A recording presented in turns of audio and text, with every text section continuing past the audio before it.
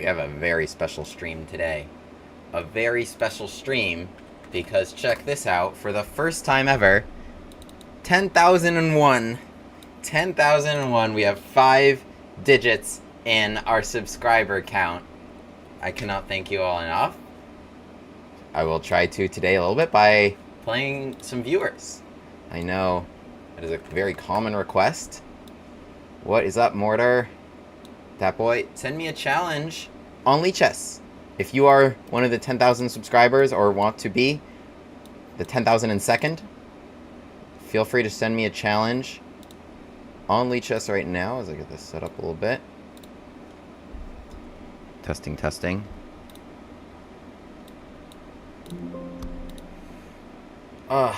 What's up, what's up? So right here, I'm W. Grafe on Lichess. Absolutely feel free to go for it. Why don't we play Stream Beats again? I actually liked that from last time. No, that was my first time. Okay, we got this. Is that a good volume? Alright. Gab is GOAT. You're first. Welcome. 5+3. Make sure to mute the stream.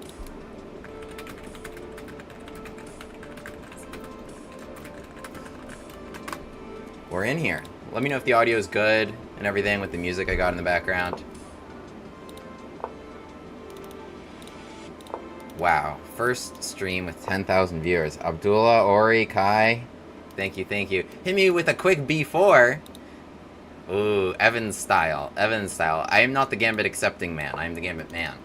Big difference. Big difference. But I do like it. What do you got there? C3. You can Evansize it.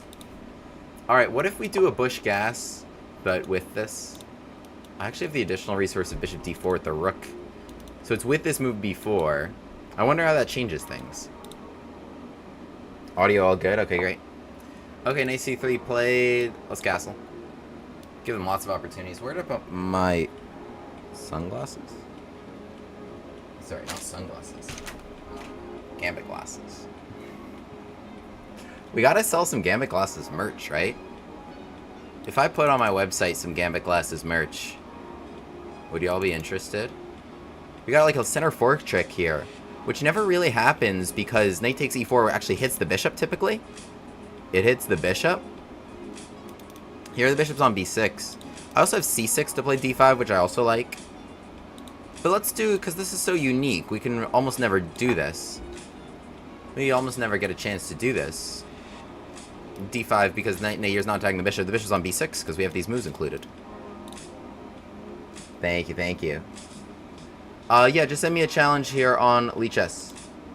If you are a super on YouTube, that'll show up here in the chat. If you are a follower on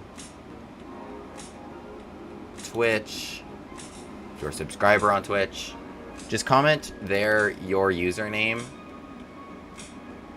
Comment in chat your username. This was not a good move. I mean, they just gave me F2. Your username on Lichess. Let's go with... Both are good.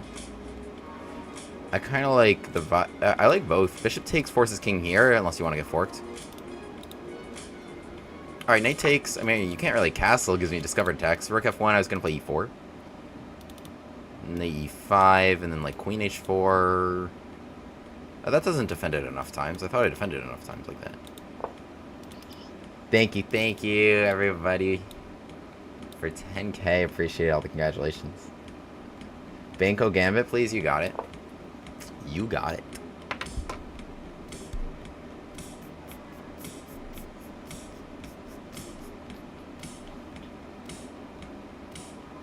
So knight e5 should be played, I guess. Some coordination happening on f7 for if you're white. I should probably just attack that knight somehow. I mean, they will take on f7, presumably. Takes, and then rook f2. If I jump here... Okay, they can just take. Thank you, Fartbox225 for the follow. Ah, okay. Yeah, just send me the challenge. On Lichess. I just need to know your Lichess username at minimum.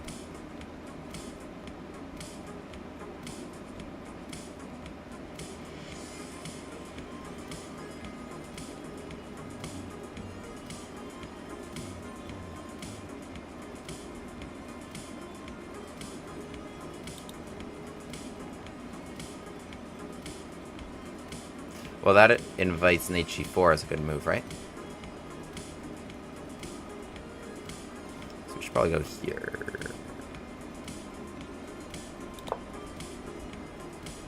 Yeah, no real way to defend the knight, but the knight was coming into f7. Maybe that was not a great spot for the queen because of this idea. But anyway, they should probably get this back. Yeah, they do. They got a little pin going here. I think what we want actually is probably c6, so that we threaten to cut this pin off ASAP, or else they can just keep this here forever. King f8 was also an option, but c6 is a useful move, also keeping the knight out of here. And after we trade everything, right? Oh, I was gonna say d5 forked, but there was nothing there to fork. I'm not even up a pawn. Somehow I thought I took like 2 pawns. No, but they took 2 back. Oh, this position's worse than I thought. I thought I was like up stuff. I'm up nothing. I totally miscalculated.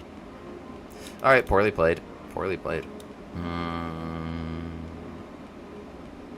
Alright, let's not get forked. Yeah, I mean, I would rather be white here for sure. They have better development. Rook is defending. Alright, it's going to be an endgame slog. It's going to be an endgame slog. I think it's something more ambitious than that. Maybe bishop b2. This is good. Suddenly we've got our pieces out. What started in really bad development, so we're making some progress. But okay, white's playing logically. I want like here and into f2 if they castle. Alas, take g7 or g8. I could make that trade.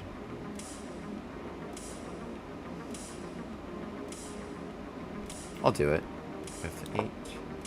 But they should play king e2, right? Not castle. Yeah. King e2 is correct. Okay, I have nothing better than this. How am I going to win this game and not just trade everything and draw? Is the big question. I want to do something with these guys. Rook f1, what am I doing?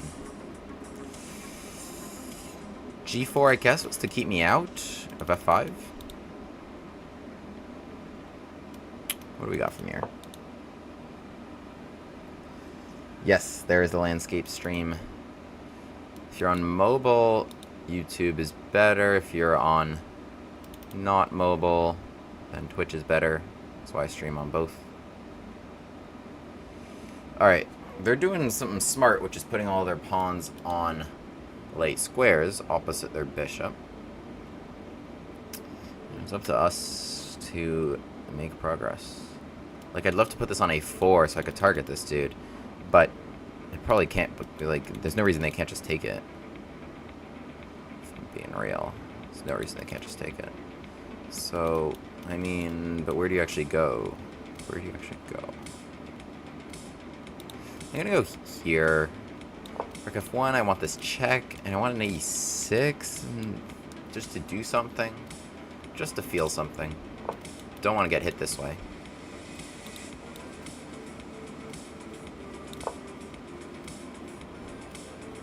Alright, well that's a big spot. I think they should have played Rook f1. No reason to just leave my rook hanging here, even though I had no invasion squares. I think they should have played Rook f1. Alright, well they're putting their pawns on dark squares, which is good for me. Long term. Bishop's not so bad, like it still has this diagonal and such. Okay, it's keeping my knight out. Could go here to threaten a check, but they can also just dodge. Oh yeah, let's go rook e8 though. So check would win the bishop, but they can just sidestep it for now.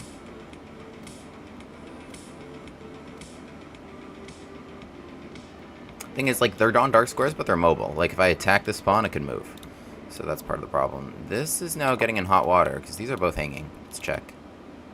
So king f4 takes, king g3.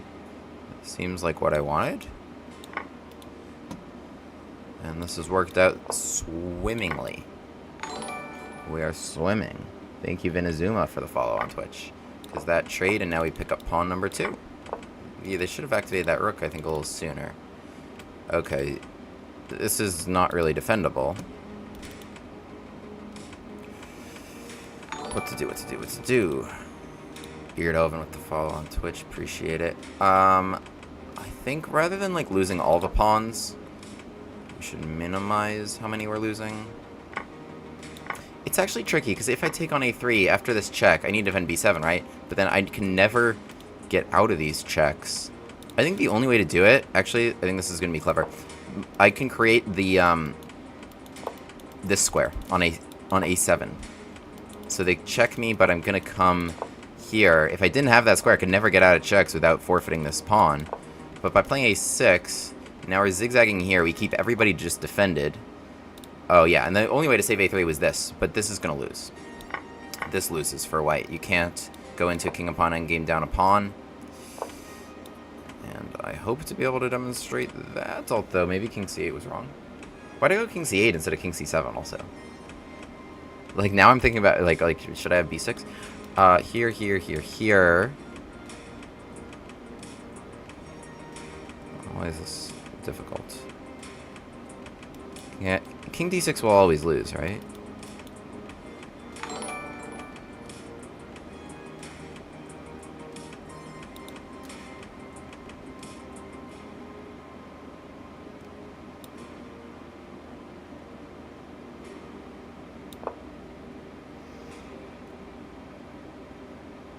If they take it, that's easy.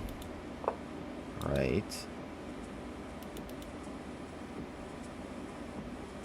I think it's always easy anytime, no matter how far my king is. I can always come around to eat it. It's king e5. I'm trying to use this for, like, opposition's sake.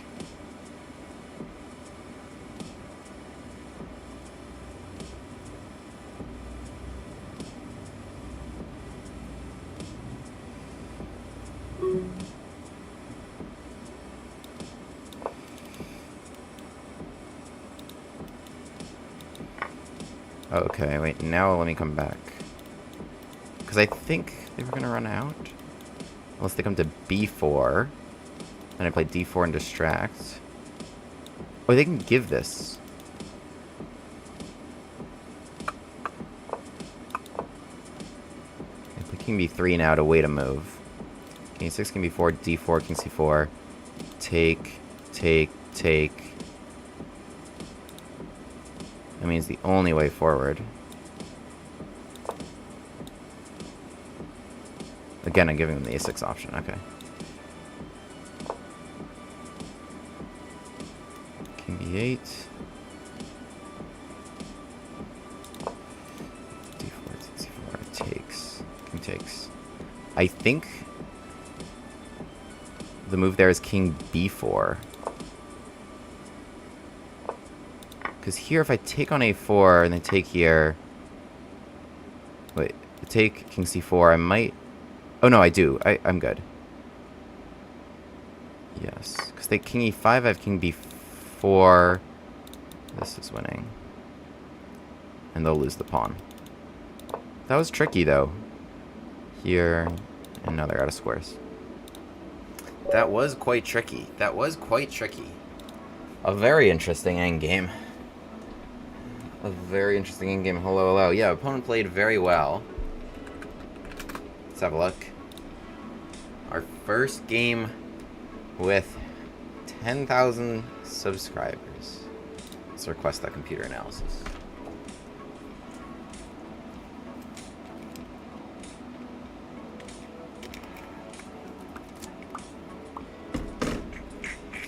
Bishop's opening McDonald Gambit. I like that. So, I tried to, like, play my bishop c5 as if it were a bush gas, but I got hit with b4.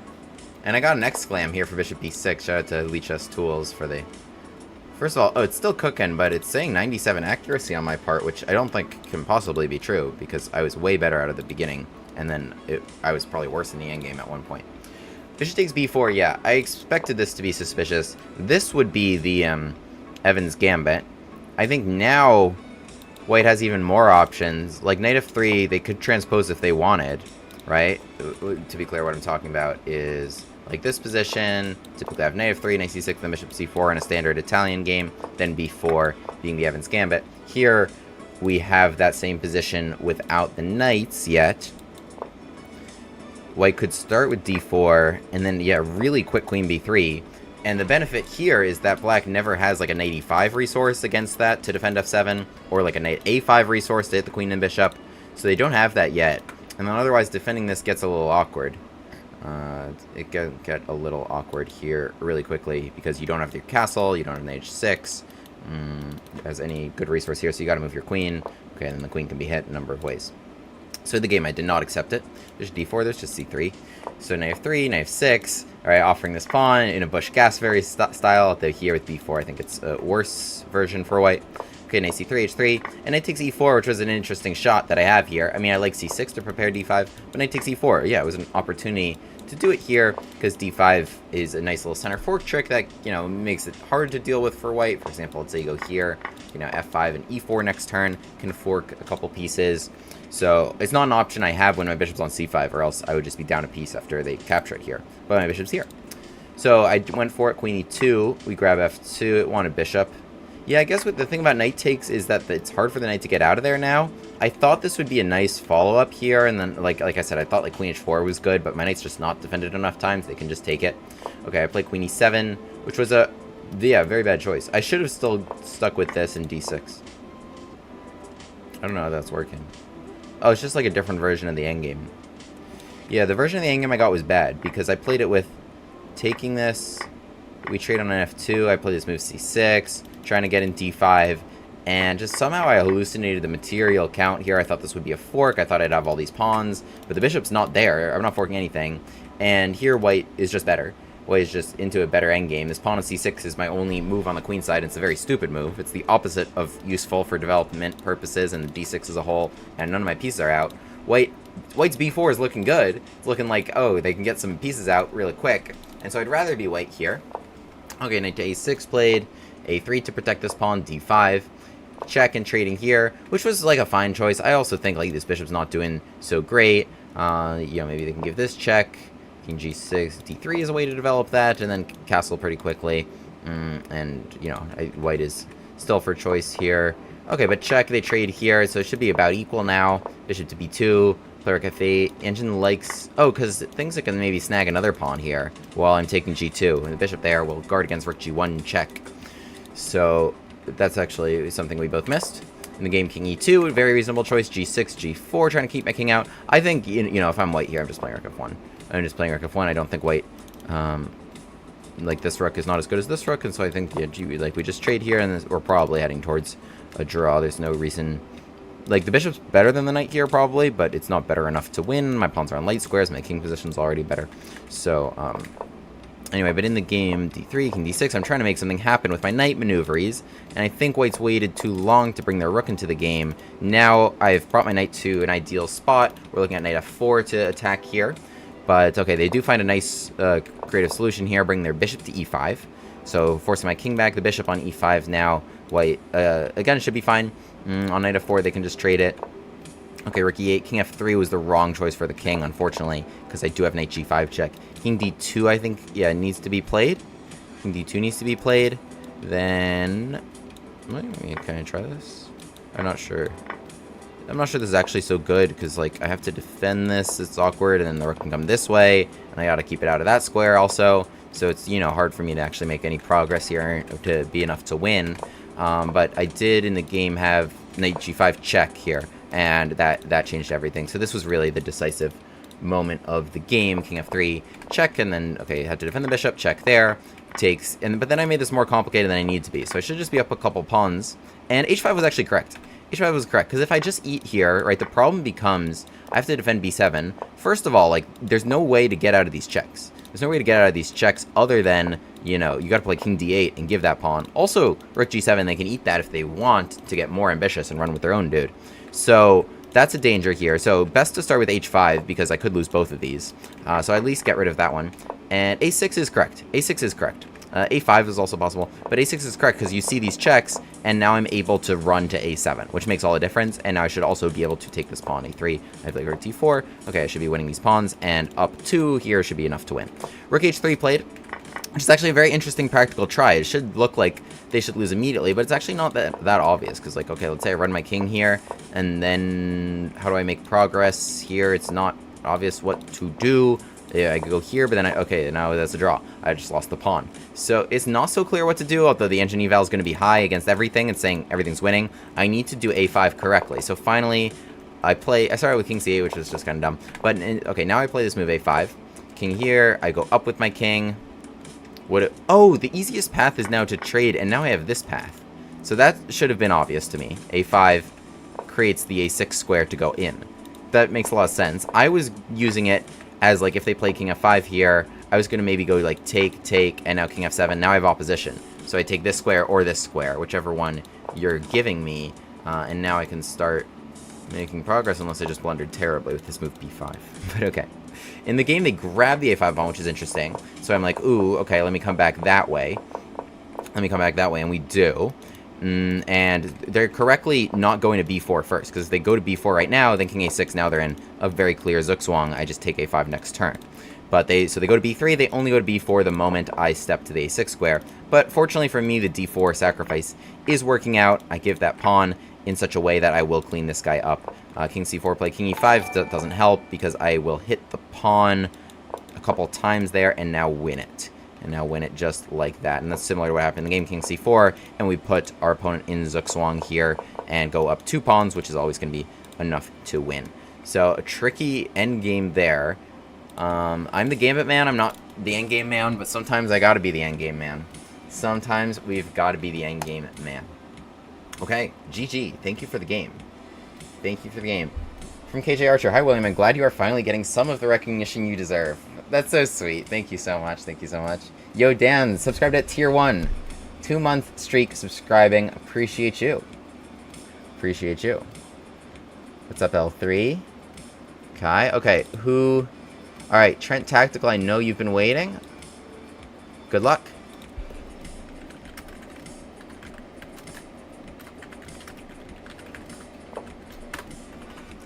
Alright, I'm black again. I swear these colors are random when they send them, yeah. Maybe he's got something prepped against my Bushgas Gambit.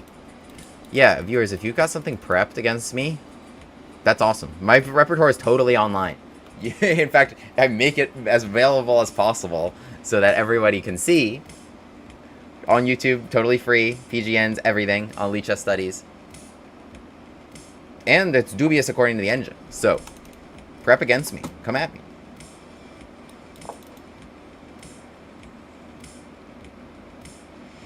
Who did I play just now? I don't know. Did they come in the chat? It was Gab is something. You can check my username, WGrafe. Okay, we got a delayed Scotch kind of action here. Knight c3 first. Didn't accept the Bushgas. The thing about the Scotch against the Bushgas is the Scotch would be with this knight, right? I would have had to play Knight c6 on the second move. And I actually made no queenside moves. In fact, what I did is castled really, really quickly on the king side. And with that, my rook comes here really, really quickly. And causes some problems. Because, you know, you're going to have some issues defending e4. Bishop e3 is sensible, because now you can play bishop d3. If you played bishop d3 before, you would have blocked your queen and lost your knight. So bishop d3 is possible now that you've overprotected your knight. The problem is that now I just strike with d5, and we're still got this pin. So now you play e takes d5, I play bishop takes d4, and your king's still in the middle. So a really, really quick castle. Not even a move on knight c6. With the Bushgas Gambit, bishop c5, I never defended the pawn. So it's not a clean transposition to the Scotch at all. But Scotch players often do this, right? They see bishop c5, they're like, I don't want to bother with taking this pawn or doing something weird. Let me just play d4 like a Scotch. But it ends badly, because now we're hitting e4 too many times, and honestly, I think you just should give the pawn. Ooh, this is tricky. A lot of people fall for that. But bishop takes d4 is nasty with the pin there, because your king is still in the middle.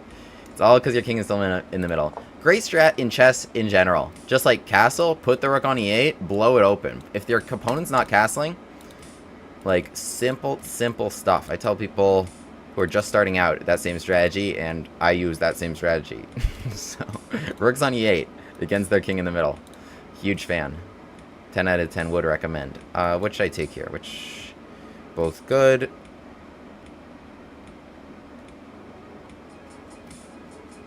Let's eat this one so that we can take this pretty cleanly. What you don't want to fall for is the good old take, bishop h7 check. Losing your queen.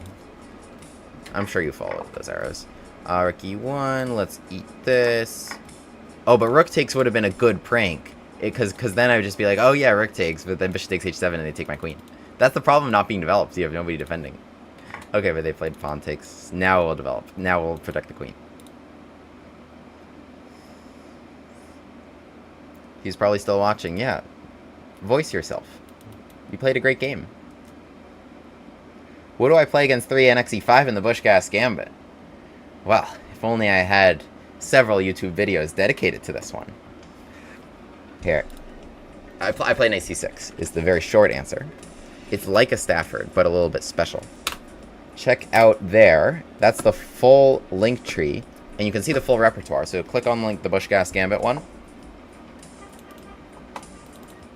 But great question.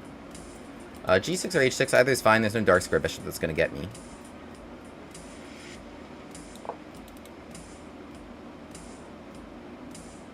What are we up here? We're up 1 knight for no pawns. Queen h5 could move. H6, but then they can go back to this file. Okay, queen 2. I mean, I do think in general, if you get hit like that, you should hang out there, if you can, to cause some problems. But, okay, I was going to maybe go here and patch up if necessary.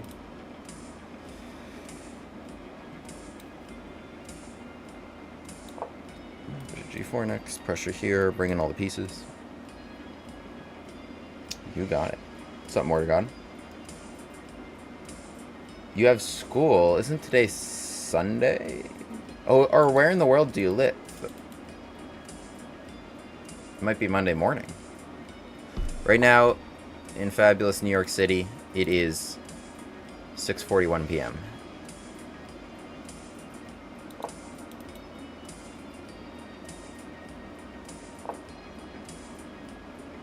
Don't get pinned.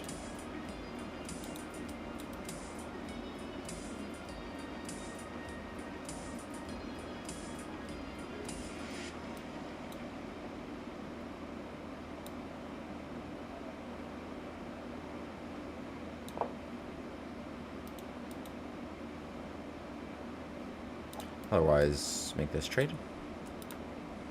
Australia. What time is it?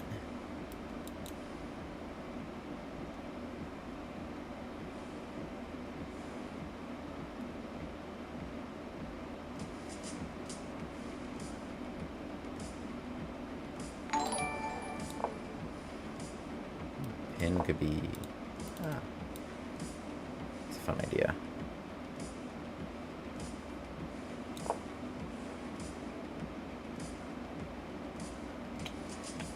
What's up, out of book? Gambit Cow?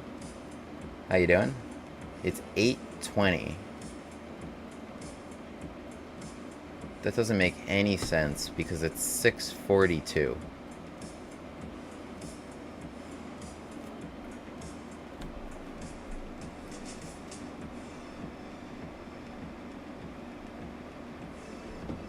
I know some time zones are like half-hour increments or something like that. There's one in on Canada's Atlantic coast. Newfoundland. In Newfoundland, yeah. Isn't that right? Newfoundland is a half-hour increment past New York City. And...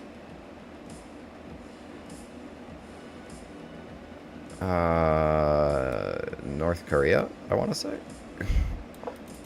What other time zones are like that? It still doesn't make sense because it's not a half hour. It was 38 minutes. Or 22 minutes, depending on how you're counting.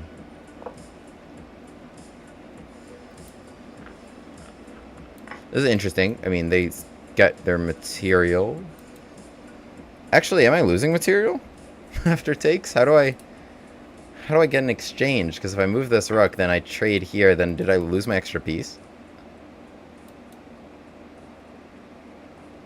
What? Did I just get totally pranked?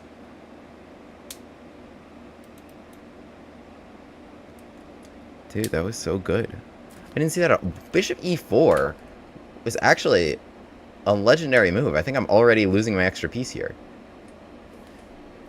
Bishop d7, take... Yeah, okay, wait. Take here.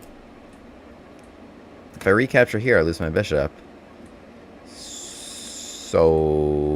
I mean, we should, like, take a pawn for it, but...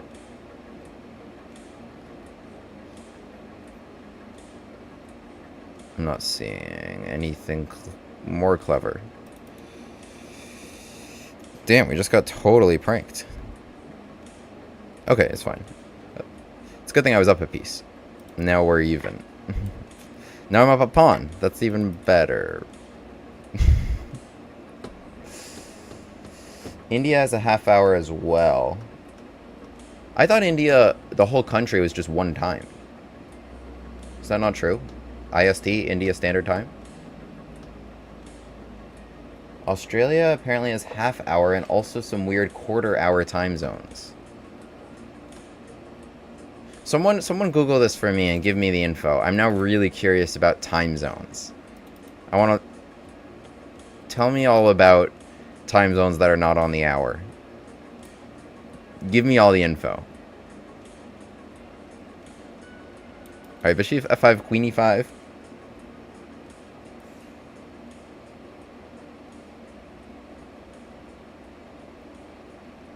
Hey, queen e5 is an annoying move. There's no reason I should allow this. Maybe my bishop should just, like, stop being there and have to be defended. That's kind of been the cause of all my problems. Also, I could have recaptured and stuff. Alright, you're reading from a website. India is plus 530. Okay, from, like, Greenwich Mean Time. Okay, but all of India, same time zone. Which is pretty crazy when you think about it, because it's, like, such a big country. And ordinarily, that's got to be, like, at least 4 time zones otherwise. Like 4/24ths of the circumference of the world. Maybe like 3. So, the sun rises and sets at very different times across that country, I guess. Is this on the table? I mean, I have take e3. Which is pretty interesting. But it's plus 530, which is kind of weird if you're just going to choose one time for your whole country. Bishop f5 also failed to bishop f3. That was probably a good point. Yes. Wow, really good point. I would have trapped my queen. Really good point. We're distracted by the times. It's a sign of the times. What can I say? No, that's too bad of a pun. I can't. That's such a bad pun. Even for me. Even for me.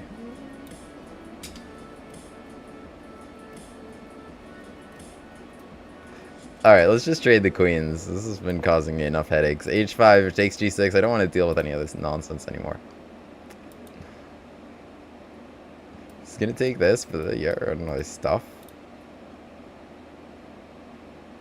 There's absolutely stuff. There's absolutely stuff.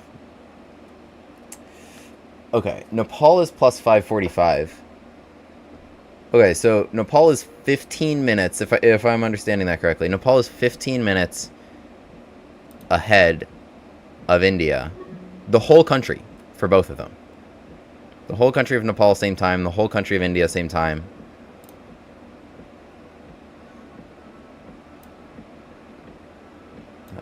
Why didn't we just trade queens? I didn't want to deal with this. h5? I guess I go g5, right? Let's not deal with h5 either. Alright, we got it's plus 3, by the way. 11 in the UK PM. I hope you're rounding, because it's 6:48, and it would really upset me if you guys were 12 minutes ahead. Or 5 hours and 12 minutes ahead. Oh yeah, that's why I went king g7. That's why I went king g7.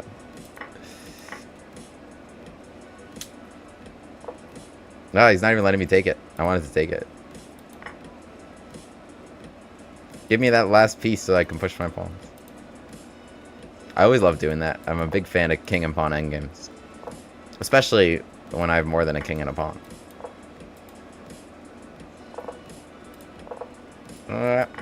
Almost got me. Almost got me.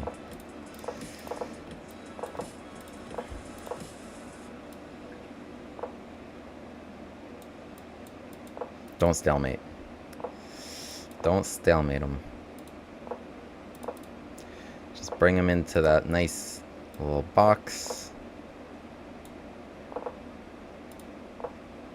GG, GG. GG, Trent Tactical. Let's have a look. 10 to midnight in the UK. Okay, that makes sense. I guess UK is kind of skinny. Or at least like the British island. Obviously, like, I guess it would be different in Ireland. Maybe. So, I guess it makes sense. Maybe you guys only have one time zone. And it, you know, not in an artificial way.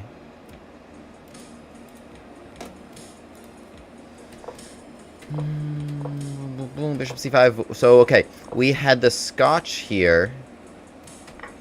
Takes, knight takes. Yeah. So this is what I was talking about, right? This is the Scotch. This is if you be normal and defend your pawn. Now d4, okay, take, you know, knight f6, knight c3, bishop c5. This is very different. You have like knight b3 as a resource. You'll castle without trouble. It's not like their rook gets to e8 so quickly, right? Because you spent this one tempo on knight c6. That actually changes a lot. So, you know, we get into like the Scotch, but I'm castling. I'm not spending a tempo on knight c6. And suddenly it gets not obvious how you bring out your pieces and defend your king, because if you just go like bishop out somewhere, okay, I go rook e8, now I'm gonna win this pawn. If you protect the pawn, okay, now brutal pin right here, brutal pin, like you can't take this pawn at all, you're down a piece here, boom, right? Pins are great for the side doing the pinning, not for the other side. And the bishop can't come to d3, the most logical square to defend this, because I take this knight. So that's what my man Trent Tactical realized by playing bishop e3, trying to shield the diagonal and overprotect the knight, so that after rook e8 they have bishop d3 to develop and to protect their pawn. Seems logical, only that d5 is nasty. Now I'm attacking the pawn for the third time. If you just castle, I take it. If you play f3, it's probably more trouble than it's worth. Yeah, also takes here. The knight could hang, opening the queen onto it. So this seems really ugly. I guess bishop takes, but then there's checks and all these resources. F5 to win that bishop could be on the table. So not what you want. Pawn takes d5, though, is a brutal blunder, because takes, and that's tough. The pin strikes again. The pin strikes again. Putting the bishop on d3 helps defend e4, does not help defend d4. So that is the big problem. Castle's here. Okay, and so now we're just ahead of piece, because we got a tricky little Scotch, except this took a weird turn. So, okay, we're just ahead of piece. He's throwing some interesting stuff at me, and I guess I'm not really playing the best here. Okay, so I play rook b5, nice idea, hitting my queen, which is defending the bishop. It's a little awkward of an arrangement, and I shouldn't have done it that way. Okay, I play rook e5 to shield. h4 hits the queen h5 defends the bishop, and then suddenly this move bishop e4 comes. Which is like such a good move. Like, what's happening here? Bishop e4, so I can't take it, or else like I lose my queen. I mean, still I have a lot for the queen there, rook in 2 pieces, but okay, not what I want. The knight is hit. If I just like defend the knight, take c6, and now my rook isn't defended enough times if I just recapture. Takes here, and then and the bishop can just somehow take anything. Okay, now they got their piece back, right? What happened to my extra piece? Now, okay, the other option was take b5, which is what I did. Take c6, and now they hit here and here. I won an exchange right there, and I'm up a whole rook here, but I'm about to lose a whole rook, because I can't, like, rook d8 takes, is like, how do I keep that on the board? I think I chose one of the better options. I mean, the engine still loves this for me. Yeah, queen e5 is also possible. Okay, we trade queens, but I'm not up anything in this position. It's still that good. I'm seeing minus 3.8 here, even though we're actually even on pawns, but I'm just going to eat so much. c6, run the king there. Maybe that's an option. Probably, I don't know. But, yeah, these pawns look pretty toast now that the engine is telling me. Great analysis on my part. Okay, rook c5, we do the same thing, kind of just with queens. And there's some annoyance here, because there's take on g6, my king's a little bit exposed, there's h5. And he's not making this easy on me. Like, I try to take on e3, he's like, no. I try to trade queens, he's like, no. So I gotta patch up here properly. I don't want to allow... Like, I wanted to take on a2, but then maybe there's rook f6, maybe this bishop takes g6 after that. So, you know, you can't be too careful. Especially, you know, when you're up a piece and are no longer up a piece. King g7, just defending g6, keeping the rook out of f6, because here I can just kind of attack the rook, and it should leave. In the game, I guess in time trouble, it blundered with rook f6, which it can't go to. Here, I think at this point, I kind of had it under control. I played h5, so there's no h5. I don't really see how white causes me a problem, and my next 4 moves were hopefully all going to be with the a-pawn. I'm very happy to make every single move here with the a-pawn until you force me otherwise, right? So that's what I was looking for. Okay, but rook f6, I mean, it's just an unfortunate blunder, and we got it from there. But creds to my opponent for clawing back into the game, pranking me with a really, really nice move, bishop e4. Really nice move. Like, really nice move. I really like that. But, yes, demonstrated why you can't... I mean, this trips up a lot of players, because a lot of people are Scotch players, and why wouldn't you be, you know? Like, in general, like, if I'm giving a recommendation to someone of what to do here, like, Scotch, not a bad idea. I mean, totally recommend that before I'd recommend being a Joko Pinissimo player, being a Rui player, you know, particularly at high level. But also, a lot of people are Scotch players, but you just can't do it against Bushgas. You just can't. Okay, GG. Who I know, Mr. Slugworthy, you've been waiting. I got you. Good luck, mute stream.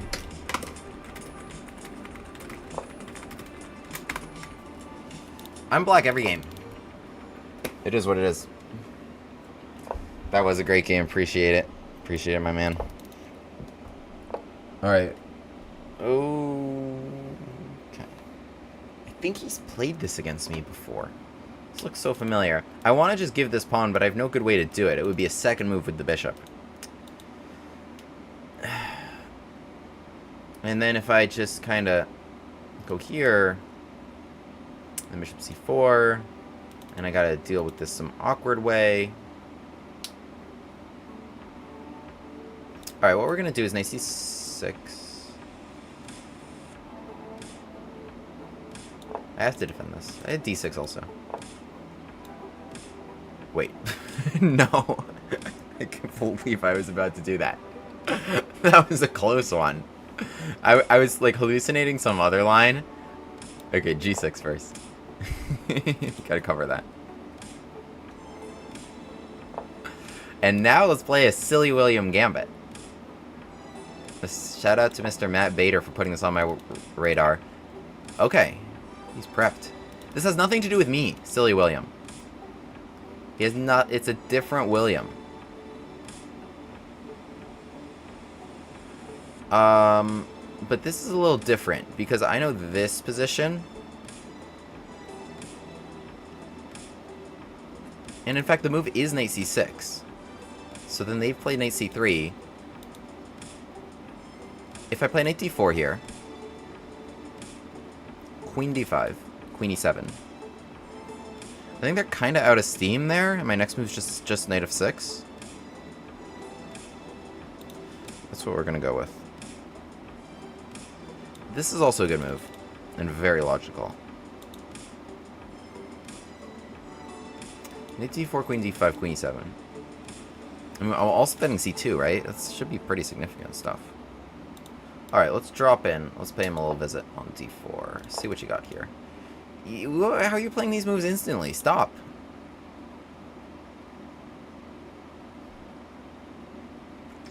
Stop it.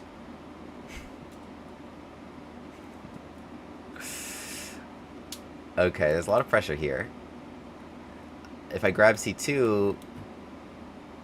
Well, the thing is, okay, if I take a1, then queen takes e5, I have queen e7, which should trade queens, but the king's on d1, so they can take h8 without a pin. Some good prep he's got. Okay, so if I go queen e7, and they take g6, then I need to go queen f6 to defend this, and this. Because if I go here...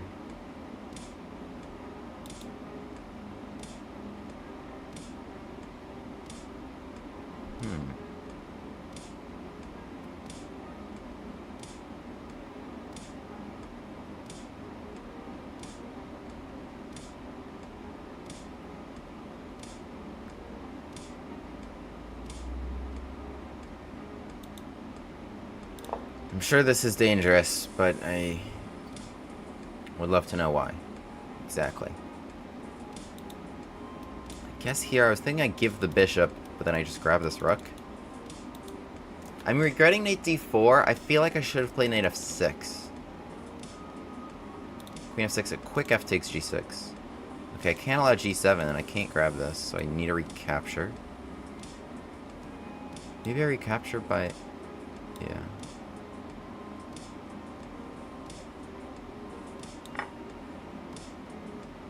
This is a problem. My queen can't defend everything. The knight can hit all these dudes.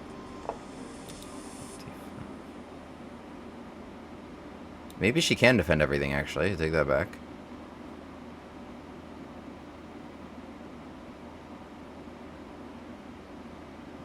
You know, it's not exactly what you want. If I just get a move of reprieve here, would be great. I mean, I have been attacking this, and I thought that was kind of a big deal, but it's maybe not that big a deal. What happens after take, take, take? Is kind of the question. Take, take, take. King d8. Queen g7. I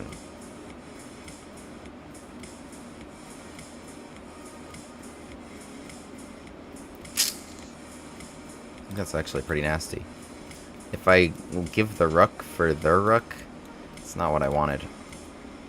I don't like this. I don't like it at all. Just, don't know what I'm playing there.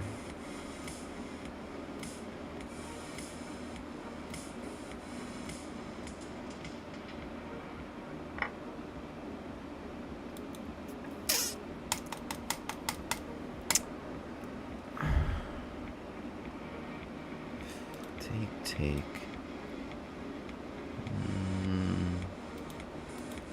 I don't like that. I have to go here, and then I think I'm just a little bit worse. I think this was nastier.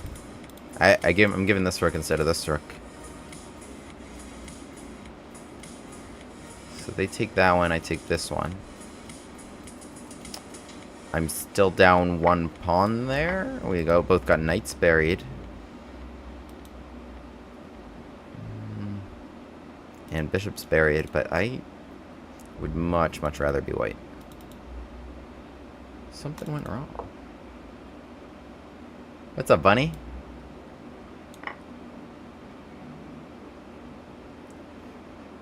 Sometimes you see the moon during the day, but you never see the sun at night. How does that make sense?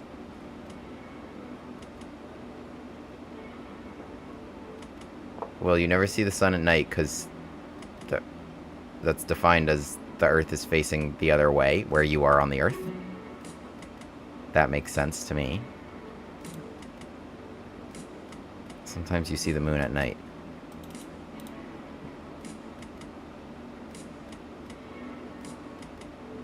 Well, it's possible you're on a spot of the Earth that's facing both the moon and the sun.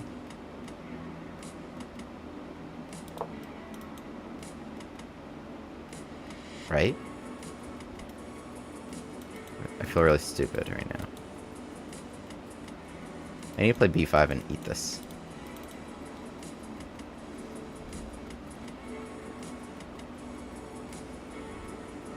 I'm also trying to focus on this game.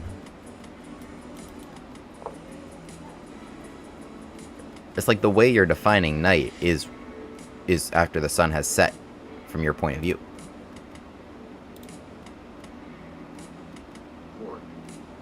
I think if I force the trade of queens here, then I can eat this. But then I don't want you to eat my knight. Oh, that's not a lot of time. Oh, it's 5-0!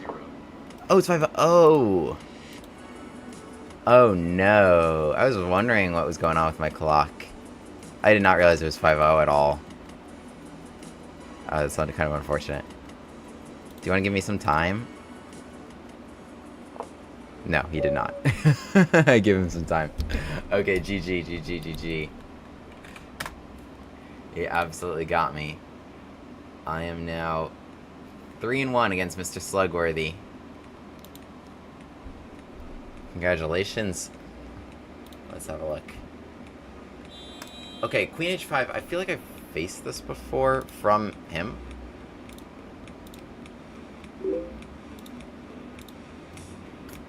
Yes. In the other game I played... Okay, wait, let's see. Knight c6, bishop c4, g6. I did the same thing. Oh, I did the exact same thing. Okay, so f5 is an interesting gambit, but not the engine's top recommendation. So in the last game we played, he played the more natural queen d5, which looks really nice, attacking all this stuff. But I got away with this in our game with queen e7. And now, not obvious what to do, because you're getting hit with stuff. You need to defend c2. In the game, you played bishop b3.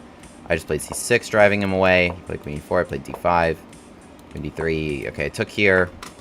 I think I won this one rather quickly as a result. My position's beautiful, and I'm down nothing now. And c2 is also a big problem. In the game, queen g3, prepped it, made an improvement from last time. So, really well done. Great preparation. What I should have done here, it's +1 even with the best move, and the best move is d5, which is a toughie, because, like, this seems like a big problem, and you just solve it by, like, not defending it. I guess it's like, because if you play d6, then takes here. This is, like, a worse problem. d5 is crazy. I mean, this is hanging, this is hanging, this is hanging. But you can get away with it just by being like, okay, you only get one move at a time. Knight takes queen d6, for instance, defends here and here. So I wanted to defend them directly, and he hit me with take g6, which is fine, knight d5, which is nice. So now you hit my queen, and my queen needs to defend various things. I chose queen d6. Queen f5 also possible. But yeah, there is this knight e3 option, which is annoying, defending here and hitting here. I play queen d6, trying to defend stuff, knight takes c7. And I play king d8, so I should have accepted this. Take g6 and queen g7. Alright, I didn't see a good way out here. The way out is, again, just throw stuff at them. Propose this queen trade, so that obviously they need their rook. Now you can kind of, like, defend some stuff. And then look towards take c2.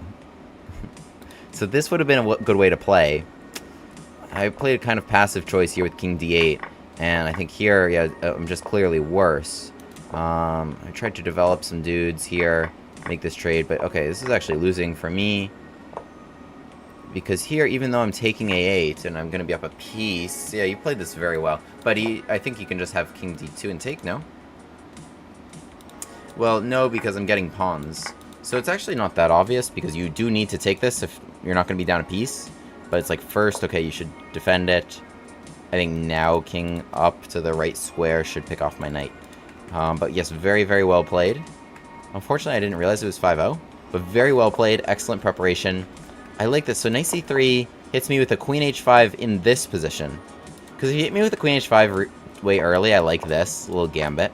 I like this little gambit. But I'm not going to do it if I have to do here, and then you already get knight c3 for free. So, nice little inclusion here, and we transpose to this fun line, Silly William Gambit. But very, very good preparation. Very well played. Alright, comment your name, comment your Lichess username. I see a few challenges. I'll accept the ones from subscribers. Flixbus, are you subscribed on YouTube?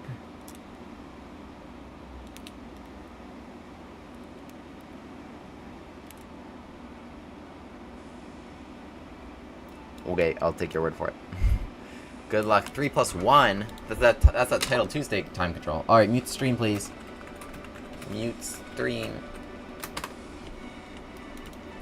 We got that Title Tuesday time control. 3+1.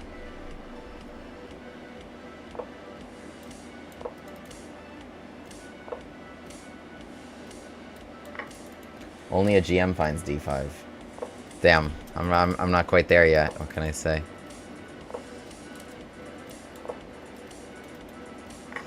Alright, some interesting lines here. Some interesting lines. So they could take all this. I could add this check. I never remember if I'm supposed to. Okay, I'm just gonna nod at it and see what happens. Wow, this seems like some really good preparation. Because I want to go here, but I think knight c3, is that a move? Okay, maybe f6 then. My king should be here.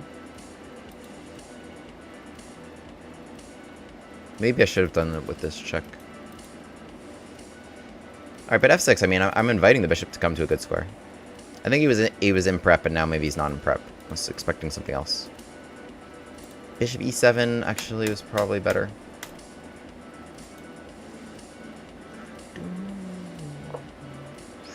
Quick queen e2. Alright, we gotta go here. Oh, wait, an 85 check? Jeez.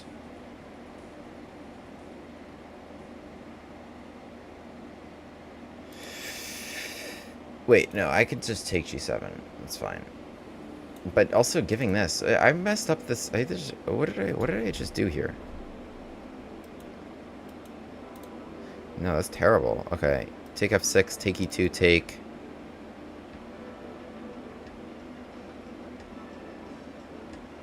I think I have to. Otherwise, take c4 is brutal. Yeah, so I messed this up. I think I'll go here to guard d4, and so my knight can come to d7. Then I can drive this bishop away, hopefully. I am 3-6. I'm down a pawn here. I messed this up, for sure. I think white here, so rook d1. Knight d2, I don't think is the most intimidating move, because I have this. This pawn is still not hanging, right, when I go here. But, okay, this is hanging. Not like I want to lose that one.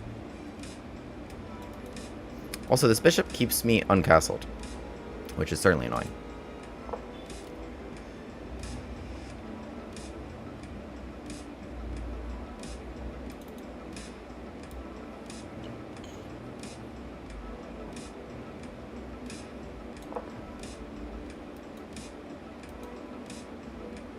Gotta defend all these. Why didn't I go here? Maybe it would have been better. Would have supported d3 as an idea. Either way, I need my rooks in the game. I need to do something about that.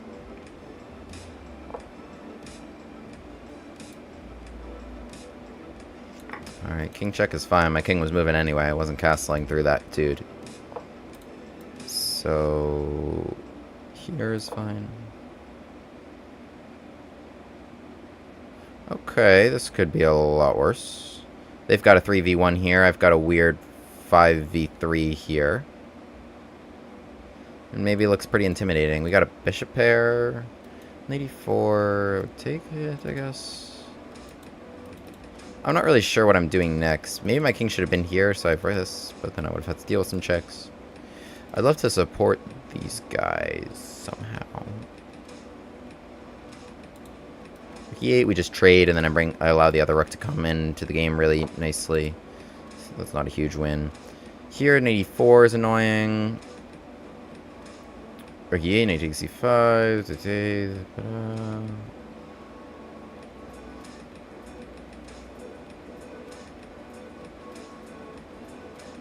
Alright. I'll ask you to play g4 and just come there. Oh. Certainly annoying. Damn, I gotta keep you out of there.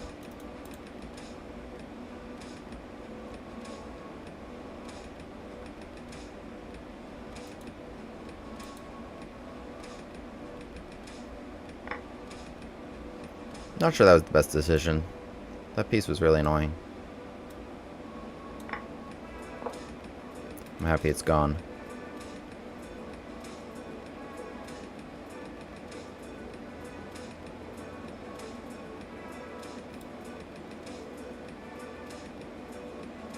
Well, don't tell me the next one's just coming in to e6.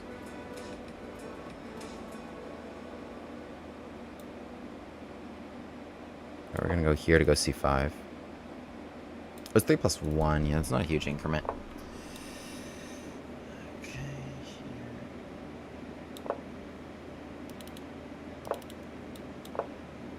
Should I have just gone d3? We've mobilized these dudes, which is the idea. d3 takes c4. That's what we want. Yeah, it's way too suspicious. Absolutely not. Let's go here. Yeah, actually, I'll have to lose this. That's check. Immobilize.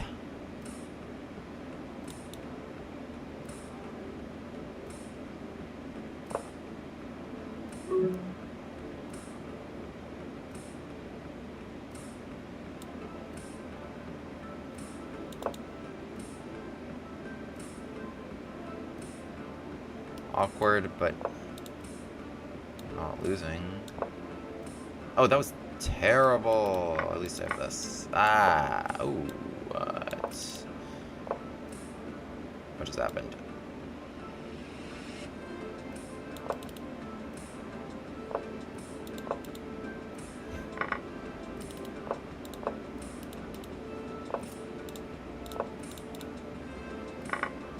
Go.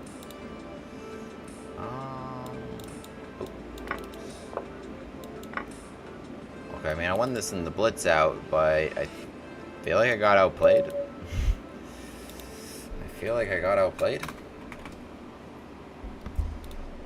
Good game, though. I think you played better than I did. Honestly, I think you played better than I did. This was some good preparation. It's a tricky line, because it's like the Scotch Gambit, but like a little bit weird. It's the Scotch Gambit, but a little bit weird.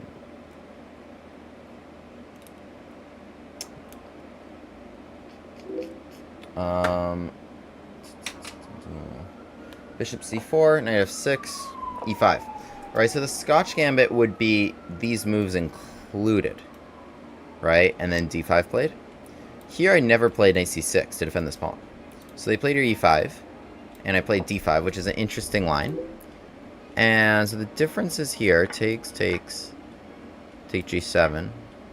Okay, rook g8 without queen e7 is correct. Oh, you know why? Because they have this nasty move.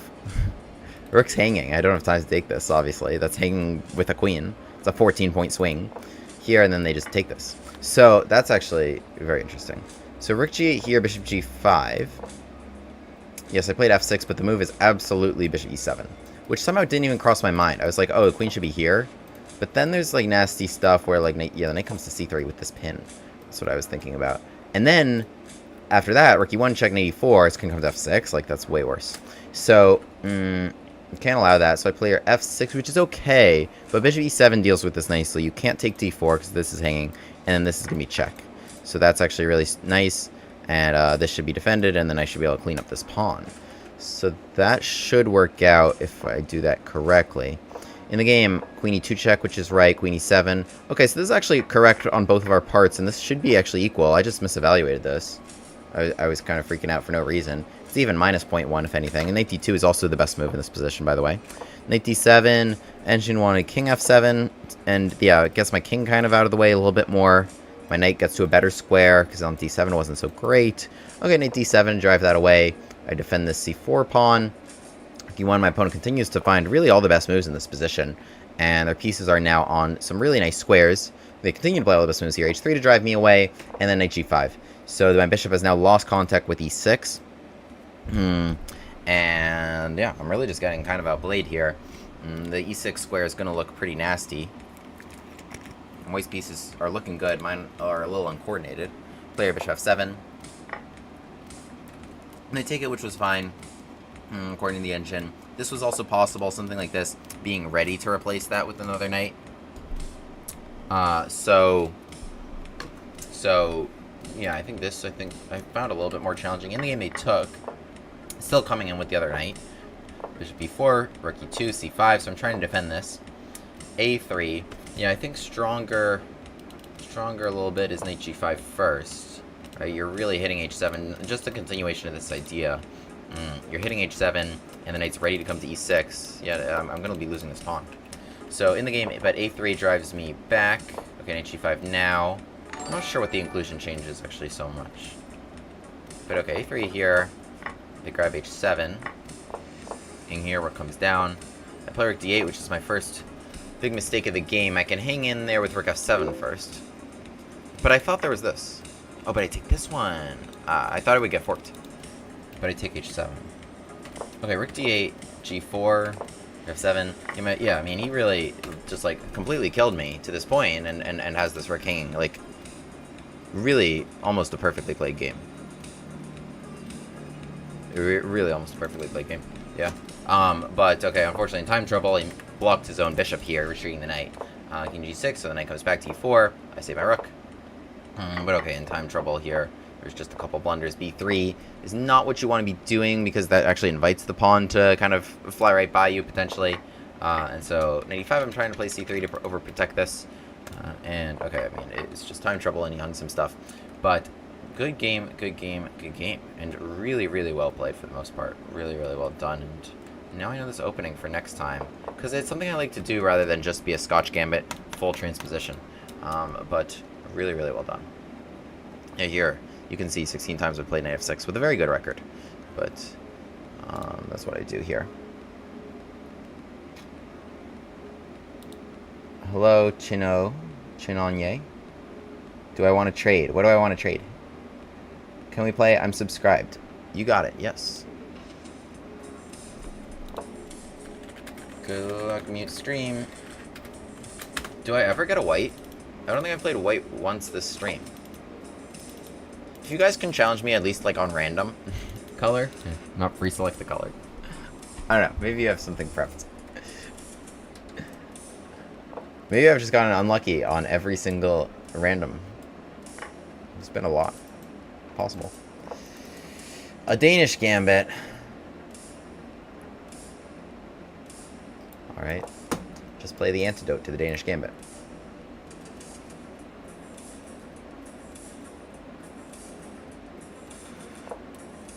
Hey bro, do you want to trade one sub if you answer my question? Go ahead, what's your question?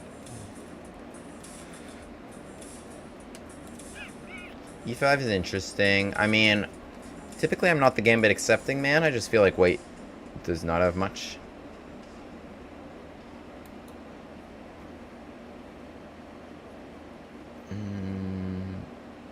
I don't want to, like, I want to do something more fun. I don't want to accept the Gambit. Ugh, I'm so not in the mood for that. Not in the mood. Let's play like c5. Take my pawn. I don't want to do something different.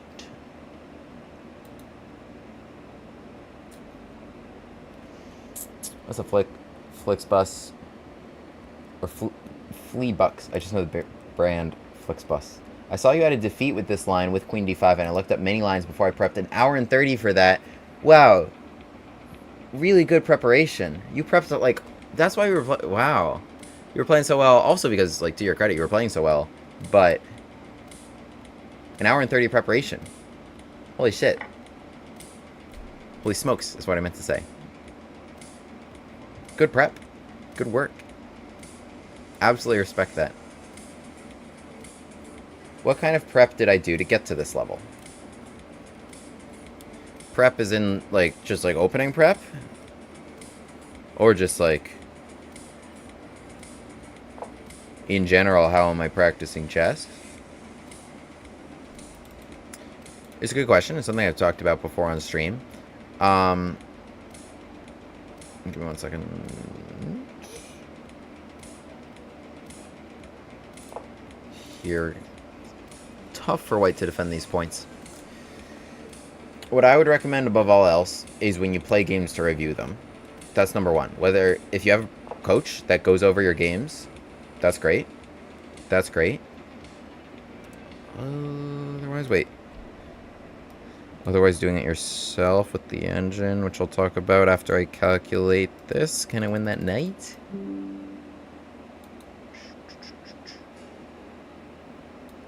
Maybe. I need the queen to not be able to recapture. So first, I'll see if you want to go pawn takes. Which is not pleasant. If they go pawn... Because it's just the threat of queen a5, right? I don't have to do it. If they go pawn takes, I might do something else. Because pawn takes, queen a5, check, knight c3, they need to save their bishop. And then cd4, which would win the knight, they would have the queen still in contact with d4. I think that is mission critical. Haha, JK, unless queen takes here, knight c3, cd4, queen d5, dc3, bishop c6, check, winning the queen. Reviewing your games, genuinely, going over the mistakes, why didn't I do that move, engage that critically, seeing what you can do better. And politics, I think, had to be played. So I wasn't... Tactics. Also, those are 1A and 1B. Going over your games, doing tactics. Being immersed in chess, consuming chess content.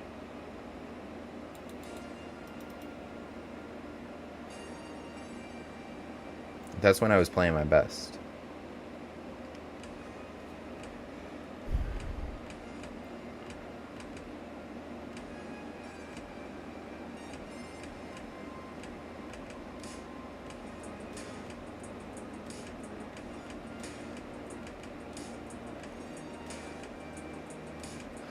I'm even thinking about a long castle. Would that be so crazy?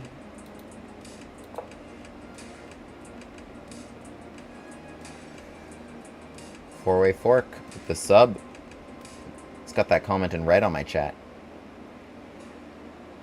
Your fat box since fart box wasn't allowed? Leechess wouldn't let you have fart in your username? That's actually really funny. I was gonna say something. Oh, what percentage of my chess skills would I attribute to innate talent versus what percentage would I attribute to work I've put in? Great question. 0 I would attribute to innate talent. 100 I would attribute to work I put in. That's the truth. I mean, like, certainly people would remark otherwise, especially when I was little, like as if my mother swallowed a chessboard when I was in the womb, and it just like gave me these powers that I was somehow born with. I'm genuinely sorry if I led anyone to believe ever at any point in my chess career that nothing wasn't earned. That nothing wasn't because I was sitting down with books before there was even online tactics or online chess, with the board, setting up those puzzles, writing down my solutions, playing games, going over my games, obsessing with the game, and working hard. I'm sorry if, like, nothing I did was because I was somehow born special. The only thing special about me was that I loved the game and I worked at the game. And anyone can do that.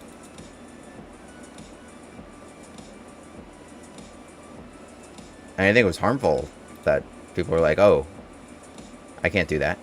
Yes, you can. You absolutely can.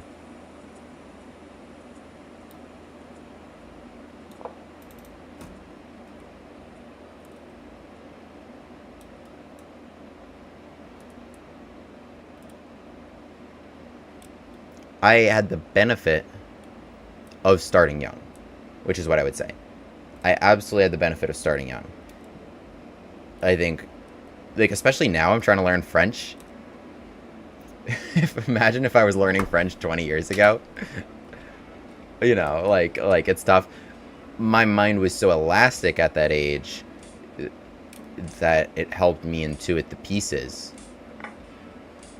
And that helped, for sure.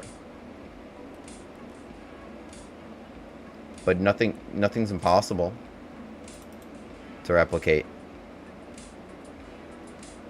I don't really believe so much in this innate talent stuff.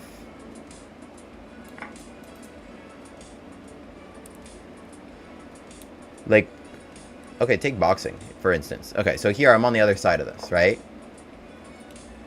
Let's look at Floyd Mayweather. One of the greatest pound-for-pound fighters who has ever lived, regardless of what you think about him as a person. And I don't have a high opinion of him as a person. 50-0 is 50-0. He came from a great boxing family. You know, his uncle, his father, great pro fighters in their own right.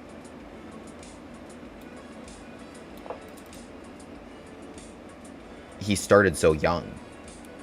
He started so young that he never feared, that he had so much confidence, he never feared punches coming at him, and could move like so slightly and easily to like get out of the way of everything. It was incredible, right? As here we look at dc5, d4 with the fork, bishop takes d4, knight f5, I think would be a nasty pin. So you play your rook c1. I could shut this off, but I have here, I think, knight f5, which I think is more annoying for them than it is for me, as I try to cause some problems here. That's why I brought my knight this way. He started so young, so he, you know, he works so hard. But it definitely helped that, you know,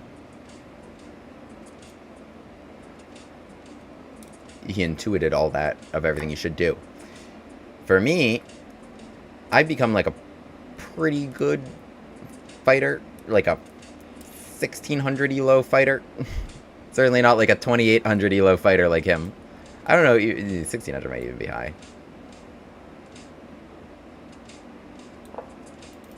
Through very, very hard work and discipline, and obsessing over my technique and watching films and every film of myself. And I go every day. That's just who I am. I work hard.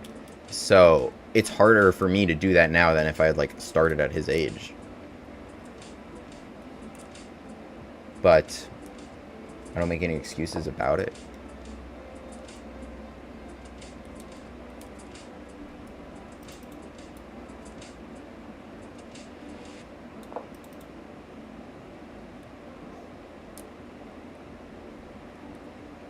So yeah, I mean, for that, I'm certainly on the other side of the coin. But I think that's kind of my point. It's not just chess.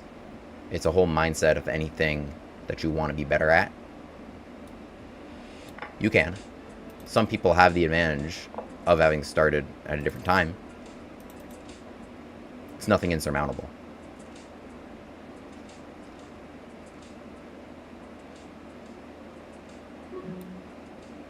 I think they had an d6 check before. Hitting this. The c takes? But the c takes is not on the table anymore because this would hang. The queen was there. But I think they had a very good move.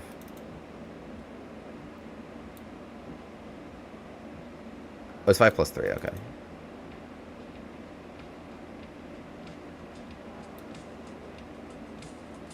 It takes g5, h6. And this pawn's hanging.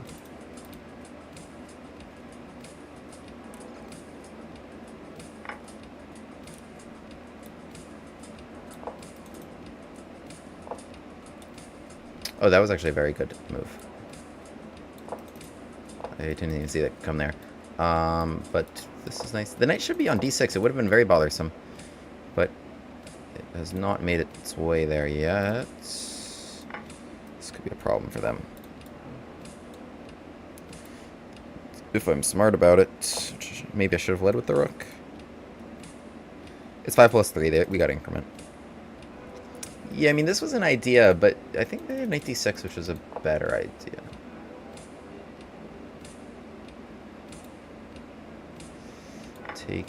I think I can throw in this check and keep 2 extra pieces. Not losing that knight. Not losing that knight. And not losing that either.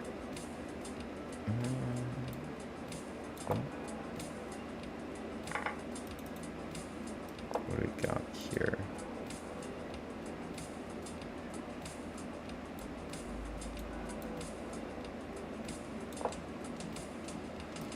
That would be mate. Less. This would be mate. And Merc should be in. No, that would not be mate. How do we get them? How to get them? Boom and boom.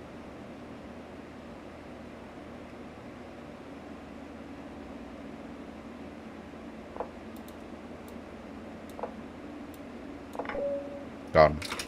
G, G, G, G, G, G. Very good game. Okay, let's have a look here, because we faced a Danish, and we played here d5.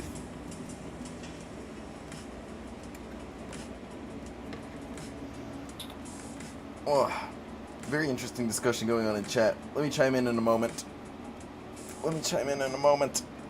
And I'll read all the comments and such. Oof.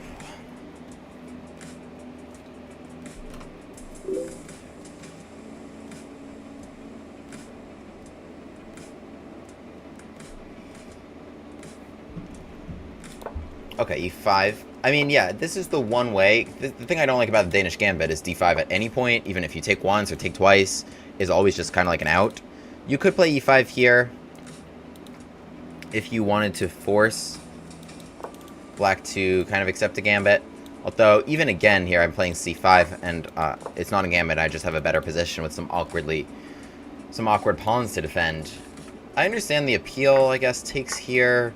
Not obvious what to do. Maybe just like bishop d3, queens can come out, and something like this. It's still not nearly enough compensation. I mean, this is a full -1, pretty much, so basically saying white has no compensation for the pawn.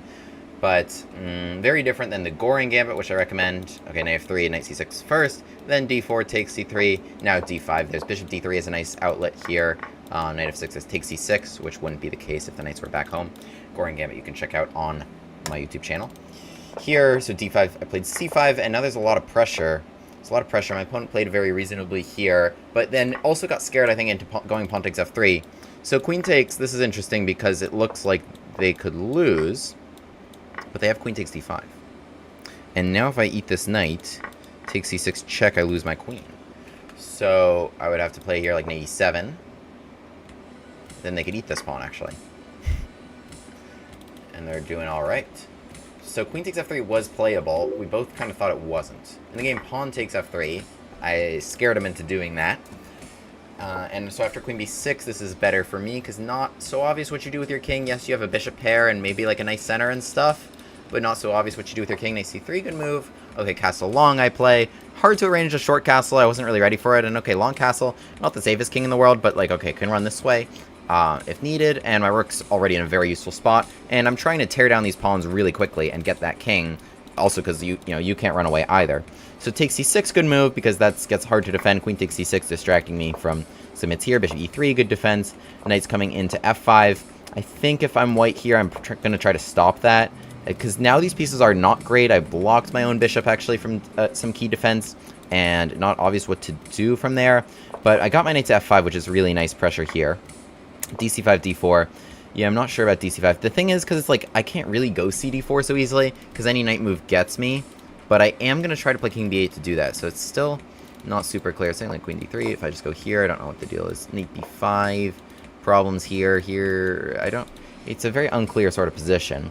dc5 played, which I understand, but now d4 is pretty nasty. Bishop g5 hits the rook, f6. Yeah, they played this quite well, but yeah, the follow that was needed was knight d6.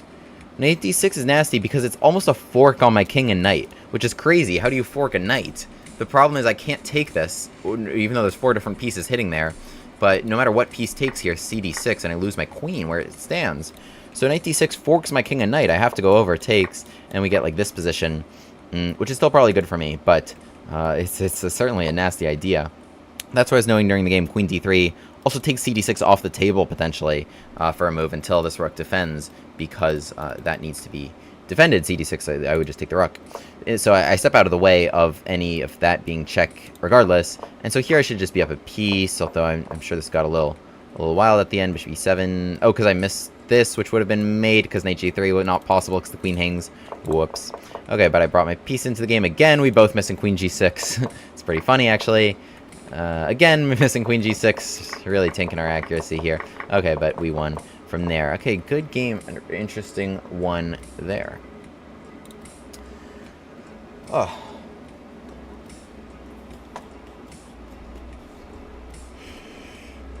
I want to read some of the comments here. I didn't mean to be rude. Like, to anyone, by the way. You know I use the word excuses. Like, if you live life and you like playing chess and you have a full-time job and a family and everything, that's a really rewarding life. Be the world champion of your own happiness and your family before you're the world champion of chess. It's a game at the end of the day. It should be something you love.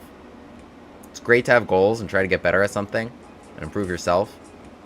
But, like, there's more important things, Don't, like, quit on these other things. Yeah, I mean, like I have a real job.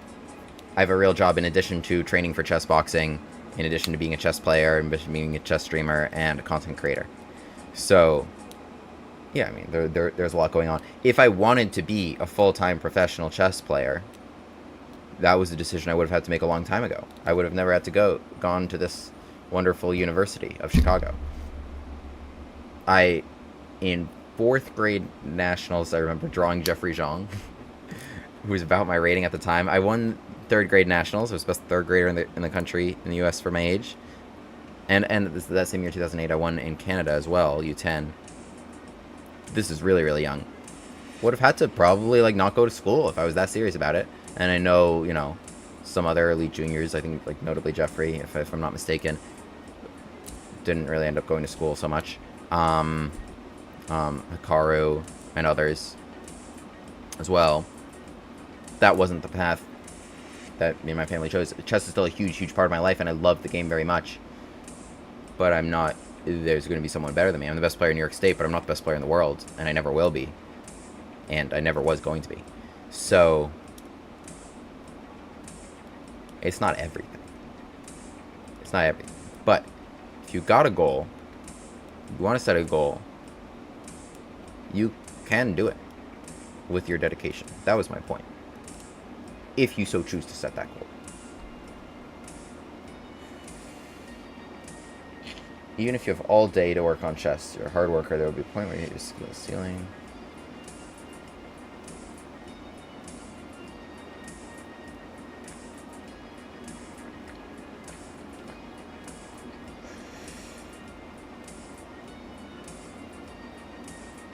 MBL did an interview and he's very elitist and egocentric.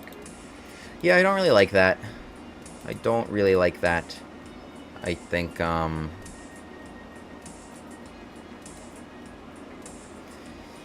the end of the day, I play chess because I just love chess. It's not because I want to dominate other people or be the best, period.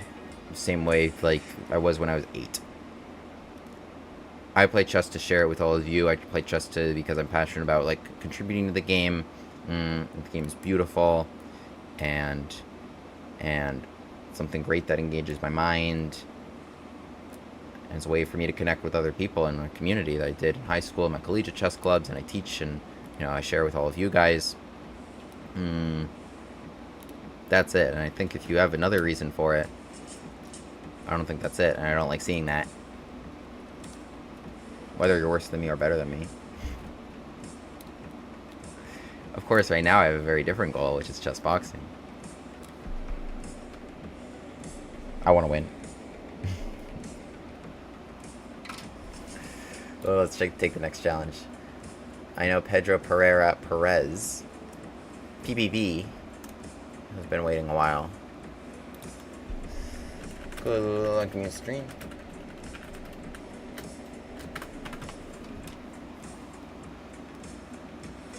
Do I miss the high school chess? I made my high school chess club. I made it. And I coached my teammates. We won the New York State high school championships twice. Against, like, well-funded chess programs. Who had, like, actual coaches. So that was, like... And, you know, we had a lasting community there. Lukewarm Milk with the sub on YouTube. Appreciate it. Yeah, the other thing is you're not going to be able to motivate yourself to, like, really, really grind on something. I mean, it's also not fair to yourself if you're not enjoying, like, the whole process of it. Oh, we got an acceptance. We got an acceptance of the Bushcast today. Granny Knockers with the follow on Twitch. You guys have some... You make me read these usernames out loud. The last one was Lukewarm Milk. I don't think those two even crack the top 3 to 5 wildest usernames we've had today as we don the Gambit glasses. Julian Perleco, follow on Twitch. That sounds like a real name. I feel like I've heard that name. We had Fartbox. Fartbox tried to challenge me on Lichess, and Lichess wouldn't let him use that name. How tragic. And so he had to name himself Fatbox. You can't make this stuff up. You can't. So I played against Fatbox a couple games ago. H3 so early gets me, because I never had Queen H5. There was never a Knight C3, Queen H5. What do we got here? Irfan Rami subscribing on YouTube. Also sounds like a real name. Appreciate y'all. Queen h... Because we never had that, and in that position I would just probably take on h3. Here I could take this knight. I could also, like, fishing pole my bishop. Fishing pole seems like fun vibes. Though it probably makes more sense just to capture. No, it seems like fun vibes. Takes, knight h2. We could just be losing. Because there's, like, bishop g4 check. Where's the queen gonna be?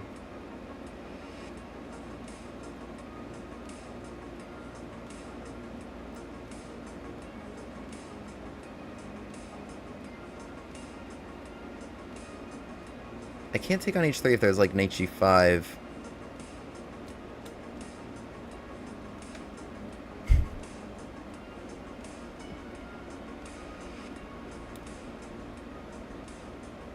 Okay, I'm trying to take on h3. What do you got? Take, knight h2.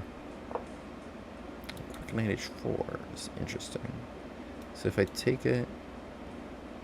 But I don't want to trade. So queen h7... I guess you take with the bishop. Take, bishop takes. King b8, g3, g5.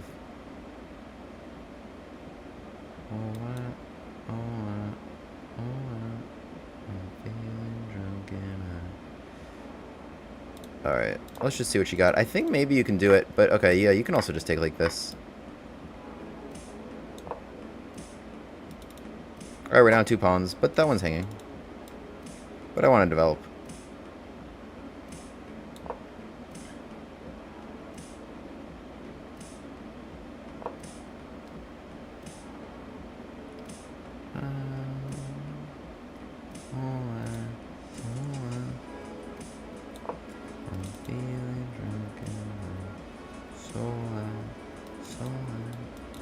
I've been listening to a lot of Coldplay.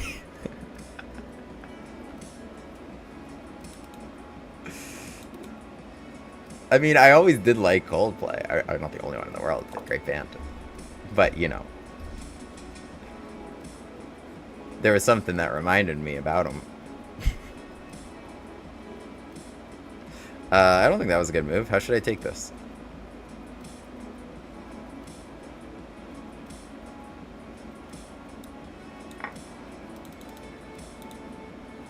I feel like I should have landed with the knight. I don't know.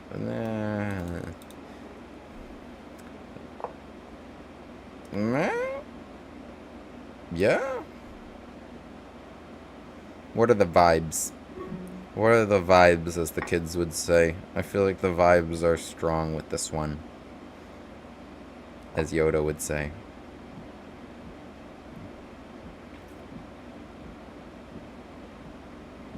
What's up here? Boom, boom.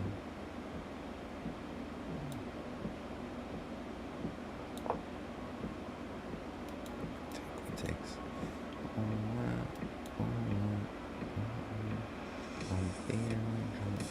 What do we got there? Oh, check. That's it. Check, queen g2, bishop takes. This was nice. This was nice. Got rook h1. So that's forced. What about this move? Oh no, first check. We're gonna use all our pieces here.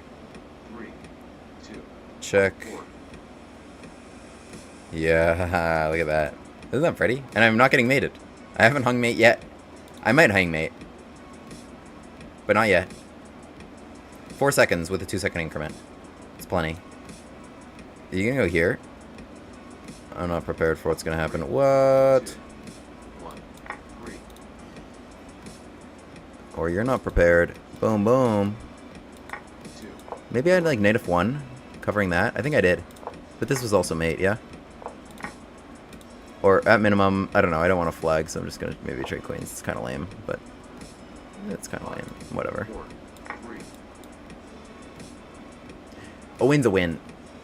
I was trying to go for the style points, but I don't think I had enough time to find the style points. GG, GG, GG. I got a rematch offer, but I want to analyze this game. Thank you for the game, Mr. Pedro.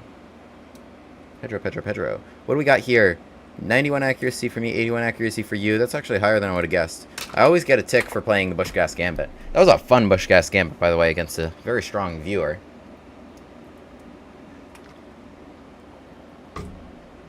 Against a very strong viewer. Okay, what do we got? Bishop c5. Bishop c5 takes on e5, knight c6 played here.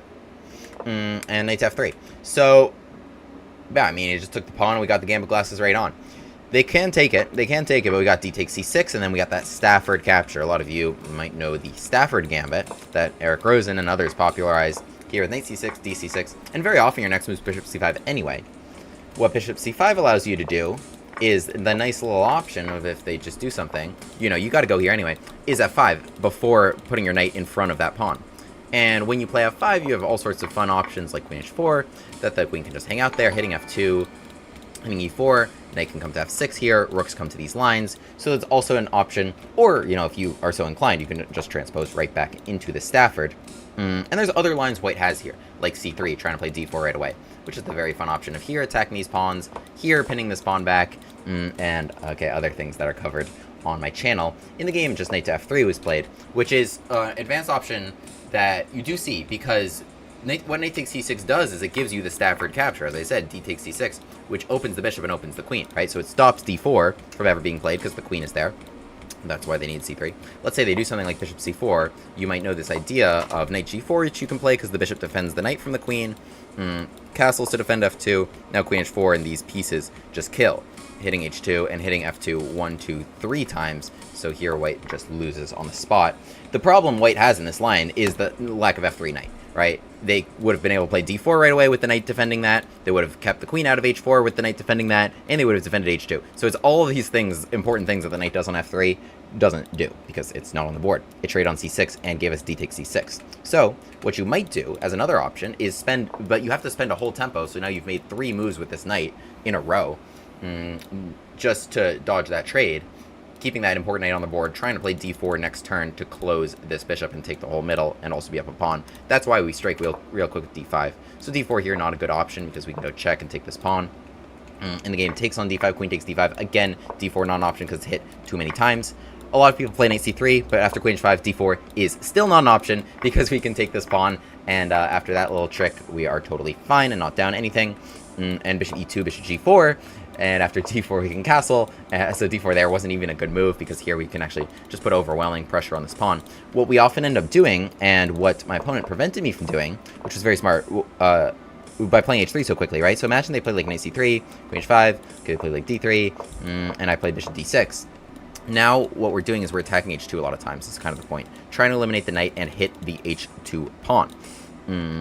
Sometimes so they either need g3 or h3. Often with h3 we can take that. You got to be careful about the specifics, but often you can take that because this trade is pretty brutal. The knight's frozen in its tracks because of the mate threat. And okay, like say, so that's the idea. And otherwise g3, okay, creates a number of weaknesses. We can maybe try to take the bishop, get there, like h4, f4, something like that. Can be good. In the game, h3 came really quickly before I was ready to take on h3. And so I was like, okay, why not fishing pull it? By the way, for context, plus 1.1 position. So engine's just like white's up a clean pawn. Clean pawn. Because plus 1 is up a pawn in a vacuum. So plus 1.1 is the advantage right now. It's saying I have no compensation. William, how do you always manage to keep your cool when you have 10 seconds on the clock at the start of the middle game? Great question. I guess it's not my first rodeo doing it. I'm so unfazed by having like no time on my clock, it's true. Becoming great at chess is harder than becoming a neurosurgeon. LOL, it is a hard task. It's an interesting sort of question as I distract myself with this tangent. I can't believe I'm even entertaining this as a possibility. These are such different things. But you think about like most achievements, like getting a PhD or getting through med school. It's really, really, really, really tough. I'm not mitigating that. It takes a lot of work, a lot of dedication, etc. But in a sense, it's kind of guaranteed, or close to it. Like, if you do all this stuff, it will happen for you. At least, I mean, maybe that's not really true, but at least like a really, really, really high probability that, like, you know, you're putting in X and you will get Y as a result. You have no such guarantee in chess. In fact, becoming great at chess is a zero-sum game, by winning, you have to take elo points from other people. You have to be better than them. So there's no guarantee. There's no, like nothing's owed to you. No matter how big your number is, no matter how many hours of work, you don't sit down on the board with like an extra night. So, like, yeah, you gotta earn every single game you win. That's that. Is there a high correlation between having a big elo and or working hard and the outcome of your games? Yes, but that's all on you. So, I'm just putting that out there. That it's all like completely meritocratic. Like, you think about the Grandmaster title. We're talking about 1,500, maybe closer to 2,000, somewhere between 1,500 and 2,000 Grandmasters who have ever lived. Not who are alive today, not who are active today, but who have ever lived. You think about the number of billionaires. That's way higher than that. You have a way better chance of becoming a billionaire. And the thing about the Grandmaster title is it's completely meritocratic. If you woke up tomorrow with so much skill at this board game, you would become a Grandmaster, and quickly, even. I don't know what skill I could imbue you with that would just, like, automatically make you a billionaire. But it's just crazy that something so completely meritocratic is that hard and that rare to do. I'm just putting all that out there. Anyway, just some thoughts about how hard this game is, but how much I love this game, because we can sacrifice everything and win. So, knight c3, queen to f5. Fun choice. Look at my stuff. I got a pawn on h5, I got a queen on f5, I'm like trying to take h3, and maybe if I do, then I'll go queen g3 check, which is a cool check to do whenever you got that pin. Life is good, life is fun. Yeah, I mean, I'd be scared if I was white here too. Can you just play d3 and allow me to take it? I don't know. The engine says you can. But do you want to allow this check? Do you? I don't know. I wouldn't really want to do that either, especially in a blitz game. So they throw knight h4 at me. I'm like, okay, let me put... I actually do have queen g5, which is not intuitive to me because that bishop in my head was already open, but... okay, that's not the case. So, queen h7. Interesting move here. If you take g4, hg4, then this file opens. Right, when this file opens... watch out. I've already put my queen kind of in an ideal post, and queen h2 or queen h1 will checkmate you. Right, g3 is also possible owing to this pin. Let's say takes king d8 and g3. Alright, I would play your g5, right? The bishop isn't there, so I do have g5. And yeah, any knight move I can get you. You gotta do something awkward like that. Just to move the bishop so that the pawn can push past and not trade. Because if the pawn trades, then the file reopens. And the file will just kill you. So that's the only way white can hang on there. Okay, in the game, they do it a better way. They grab this pawn, which is a little bit greedy. It's a little bit greedy after king b8 and f3. And I play very not greedy, because queen takes c2 is an option if I want to get one of the two pawns that I'm down back. But I play your knight to f6. And what's the count here? We're down 2 pawns. But we've given up that one. How bad can that really be? That one was just kind of in the way of my rook anyway. So, things are fine. My king is fine. I want to go g5, g4 and come get you. Let's see if we are able to make that happen. Queen c4 is somehow a huge blunder, which is crazy. Because queen f5 is just a really nice move. But that's crazy for queen c4 to be a big blunder. That's because it gives me the f5 square. I mean, that like that's so natural to get the queen to, like, out of dodge, attacking the bishop. Just because it gives me queen f5 as a nice move, threatening rook takes h3. It's out of position. What you wanted was queen g5. Staying in position a little more, hitting the bishop. Well, what would be a nice antidote is if I had rook h5. I don't really, so I got to deal with this. I guess is in a less than ideal way, and then like d4 can be played. I have some knight moves here. You got to be really precise here if you're white. I mean, for a slip up like queen c4 to cost you the game is crazy, and it just kind of underscores why the engine eval you can only take so seriously, because it requires you finding... It's just a crazy level of precision. I mean, to make a move like queen c4 and have that cost you the game. Wild. Okay, queen f5 is a nice move. And it was a good find on my part, rather than just like playing bishop b6. Queen 8, like the queen's not actually doing anything here. Yes, it looks pretty. I would love to go here. I'd love to like put my knight on g4 for fun, and maybe you'll take it. No, that doesn't actually do anything. I need to cause you a problem. To cause you a problem, my queen should be here, back to the f5 square, threatening rook takes h3, and maybe taking that knight, swing the other rook around, and making things happen. So d4 they threw at me, which I kind of understand, because if you played d3, it's saying this, which is wild. What is the point here? What's going on? Takes, and then knight takes. Is just that strong? It's just like the combo of like takes and here and knight f3. Was something more intuitive working? Almost. There's queen f4 that d3 supports. Queen f4 is a nice defensive resource. If you just went here, I think you're toast. But knight d4 is also a more sensible move. Rook takes d4, kind of really shutting the queen out. Now the queen runs away. Something like rook g4. We just brought everyone over. That's kind of what happened in the game. That's kind of what happened in the game. So d4 makes a lot of sense because they're feeling a lot of danger here. Rook takes h3 is coming. My rooks are swinging across to the h-line that's now open as a result of me not having that pawn. That's also an idea. So you need to get these pieces in the game and throw problems at me ASAP. So d4 to lose that makes a lot of sense. And I just ignore it with rook takes h3. And I just... Oh, no, I didn't. I didn't. Rook takes h3 is just the engine recommendation. Okay. Whoops, didn't see that. Queen takes c5. Oh, and rook... Leave the queen hanging because the king's hanging. So if they take here, and we just take here, and again, just forcing our way into the h1 square, that's filthy. That's filthy. Okay, I played the more human move of just eating this. Rook takes d4, queen to e2. I'm still down one pawn, but... Here's the big moment. Here's the big moment. Minus 4.6 when we find this move. Rook takes h3. They did not have time to get their pieces out. They're trying. They're trying. But rook takes h3. We are coming after them. Bishop to e3. Sensible choice. Because pawn takes h3. Queen takes h3. Shout out to this knight, by the way, of not getting me mated. Now, yeah, I mean, rook g4, rook h4, knight g4. Any of these things can end the game. Notably, like, my favorite idea of just getting the queen to h1. There's really nothing you can do about it. At minimum, I'll have rook g4 check, forcing queen takes and knight takes here. You can't play f3 because rook g4 is a double checkmate, which is so filthy, opening the bishop onto the king as a result of the pawn moving. So, all that's good stuff. So bishop e3 played, which actually is a very good move because it keeps things confusing. I have to be precise again here because I got pieces hanging. You know, if I go to maybe the wrong square or something. Yeah, wrong square there, rook d8, and now they can just take on h3. And apparently this is drawn, again, only if I find the right move. So, gotta be precise, and the precise move was rook d to h4. Rook d to h4, keep the pressure on them at all times. Rook d to h4 is a nice move to look at. First, because it's very forcing. I'm threatening rook h1 mate, so the only thing you can really do is pawn takes h3, but the only thing I have to calculate. It's only going to be a bad move if pawn takes h3 works, right? So pawn takes h3, the only thing I have to calculate. But then queen takes, and I waltz in to h1 uninterrupted. f3 is one move you can play first, but then I can trade and come to h2, which is nice. So in the game, they played f3 here, which is a tricky one. Somehow I did not find queen g5, which is just an out-of-this-world kind of move. Okay, check here on knight g4, I think was more human. A way to go, and then I was able to eat this bishop. Okay, I did call this. Knight f1 actually was leading to mate.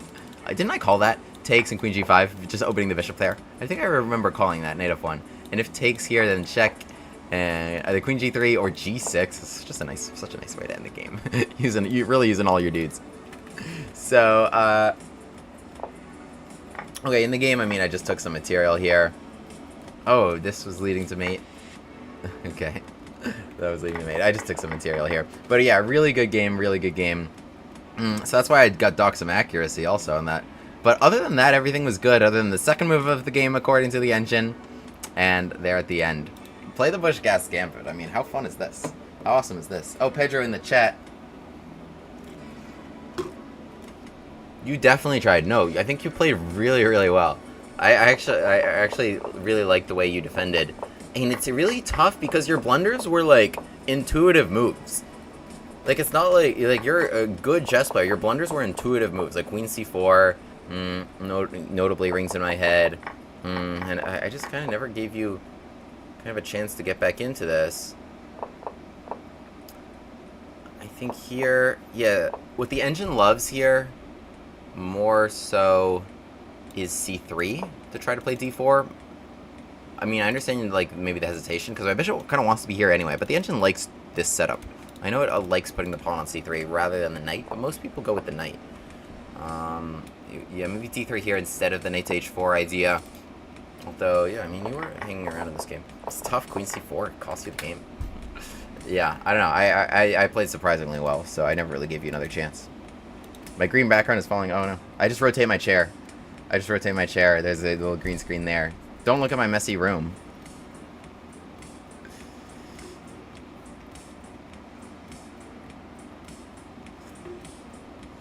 Becoming a billionaire has to be harder than becoming a GM. But statistically, that's not true.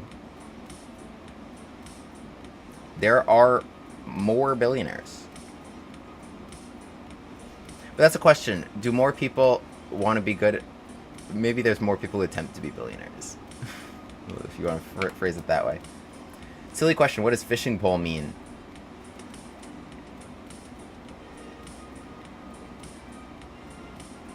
It was this idea. Fishing pole.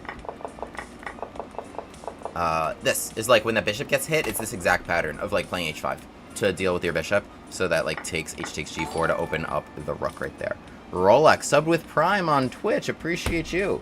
Yeah, you can all sub if you are a Prime subscriber for absolutely free.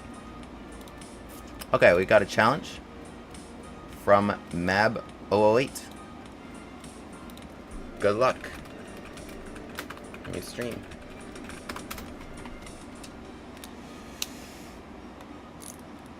Yeah, I don't know any people who are both. Prime subs are free. Appreciate you.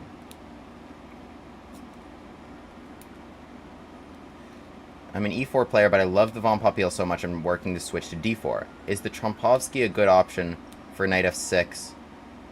Oh, I'm white. I've never been white have I been white today at all? I just haven't been white yet.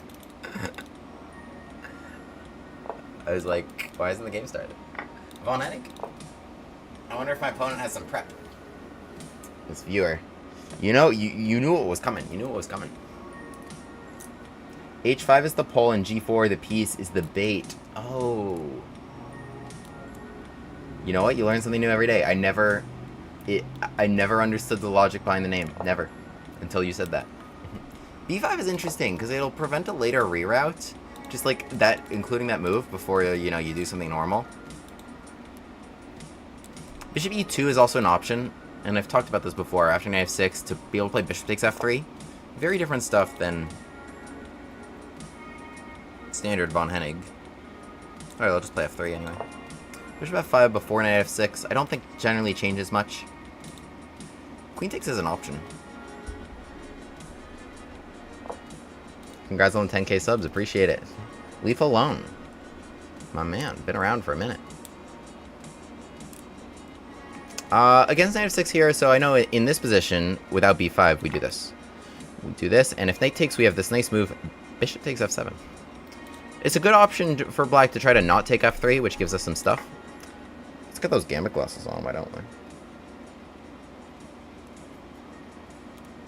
Do I know the Blumenfeld Scotch? e4, e5, knight f3, knight c6, d4 takes, knight takes, bishop c5, bishop e3, queen f6, knight b5. What if they just take on e3? You just go fe3? Just live life? Just go fe3, live life with the hit on c7 and maybe bring a rook to f1? I feel like I've seen that before. I do recommend, if you are a Scotch player, if you are a bishop c5 Scotch player, I actually do tend to recommend going bishop c5, queen f6. So it's interesting you put that on my radar. 10,000 subs, yeah. Go be an additional one, please. The link to YouTube is right there. Would appreciate all the subscriptions. Okay, we're still down a pawn. Typically we got that position. I feel like this is better for me. Maybe some problems here. I feel like I always put this knight on the wrong square. Does it go to g3 or g5? I've definitely checked this before and I don't remember. Just being real. I will put it on G... No. Yeah, G5.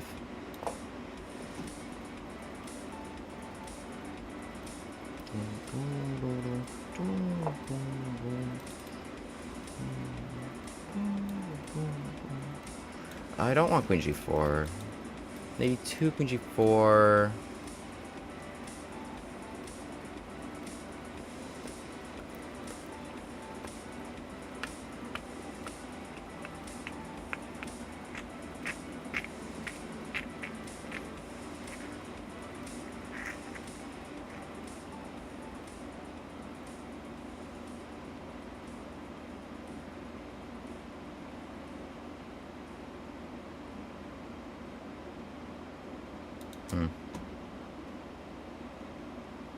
I mean, I want, like, to checkmate along here.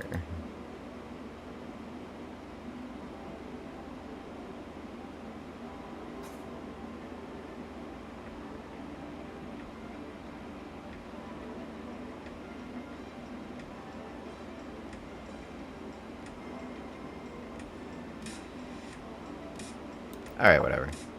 It's not like I had a better option.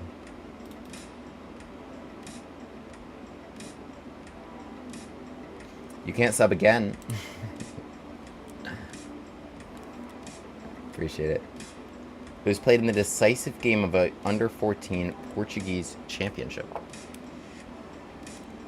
So this line with F takes E3. I feel like I have vaguely seen this before, but maybe I haven't.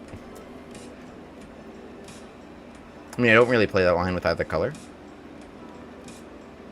But thank you for putting that on my radar. Queen B3, Queen G2. Sinro following. Appreciate it. Should I give another pawn? Maybe. I mean, I can also just go here like a normal person. I do want my queen here, though. Does it give me anything, actually?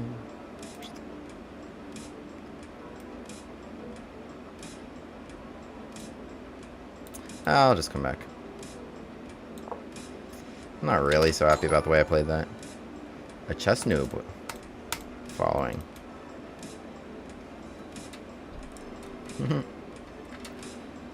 I love the evolution of the word noob. Just owned it. I mean, that just happens with words. Nerd and geek used to be insults. Never once have I heard that unironically used as an insult in very recent times. People own it. That's powerful. Just owning it, man. Try to insult you, just be like,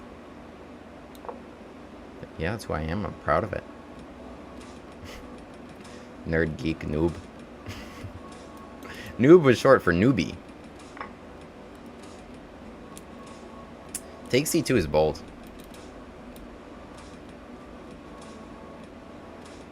As I understand.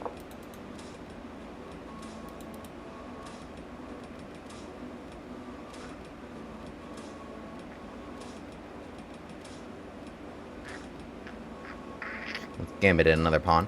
85, I'd like. I guess this knight would attack this bishop, and queen f7. This knight would attack this bishop. It would, both would open the queen in some direction. I'm not really sure what's happening. It was certainly ambitious.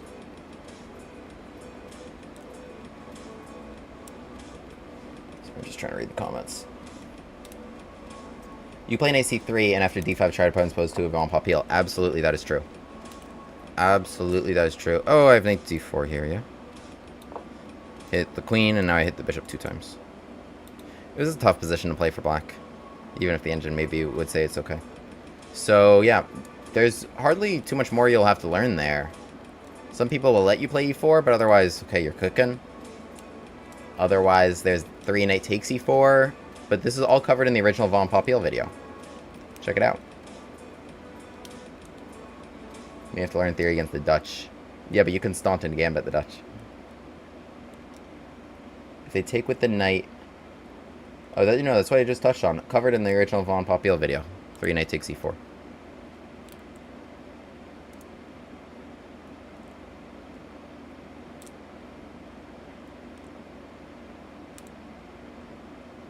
Everyone and their mama knows to play d5 versus Vienna Gambit.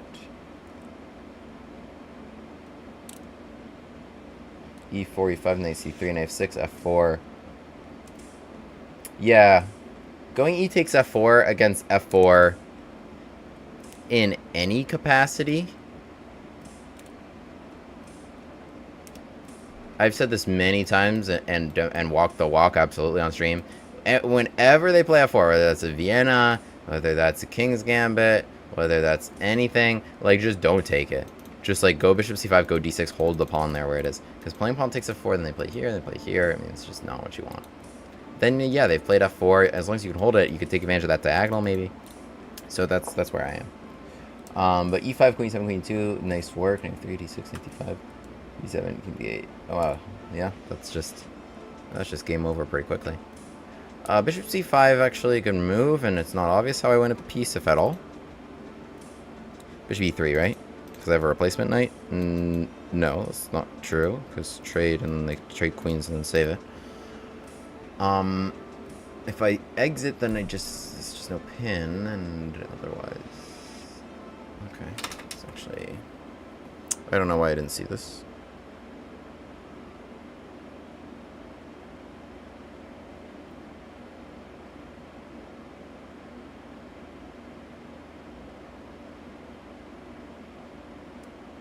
This is interesting. But they can just move their queen, right?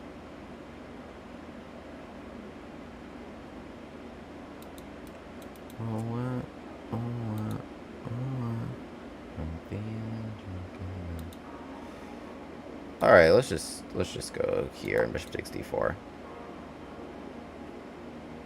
I didn't really see anything so much better. We'll just have to keep the initiative. 2 pawns, get those gambit classes back on. Yeah, this is a weird sort of situation. It's not like for sure I had enough resources to make that fork work, but I wasn't really seeing it. Seems good. Queen g6 actually. Why didn't I see that either?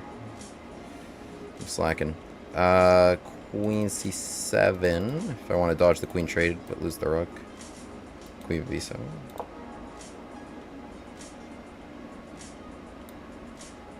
I mean, take... I feel like I just have enough comp here to just vibe.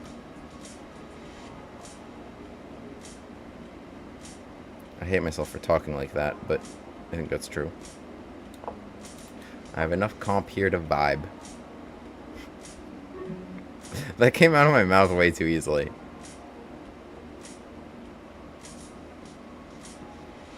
Enough comp to vibe. I'm just vibing so hard to the music here. H4, rook f7. And a5. It's kind of annoying.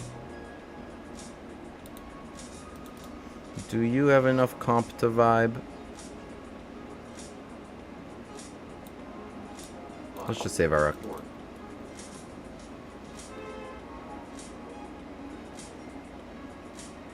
I should have gone h4 because I had rook f4, which I actually did not see. In fact, I'm literally just going to do that next turn. That was a good idea. And then I can get my rook to f7. Don't bother me.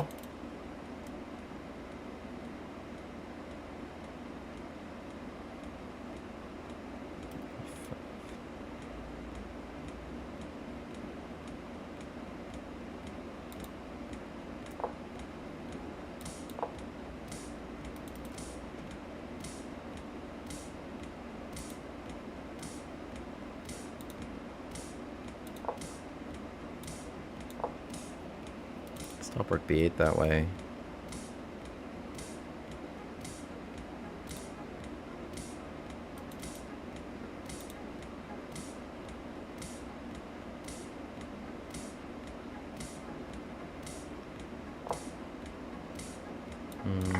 That wasn't right.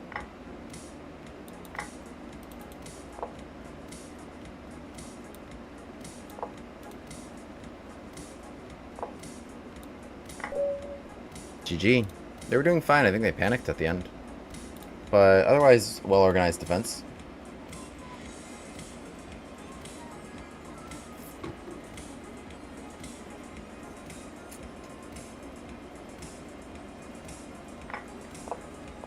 B5 versus my Von Hennig.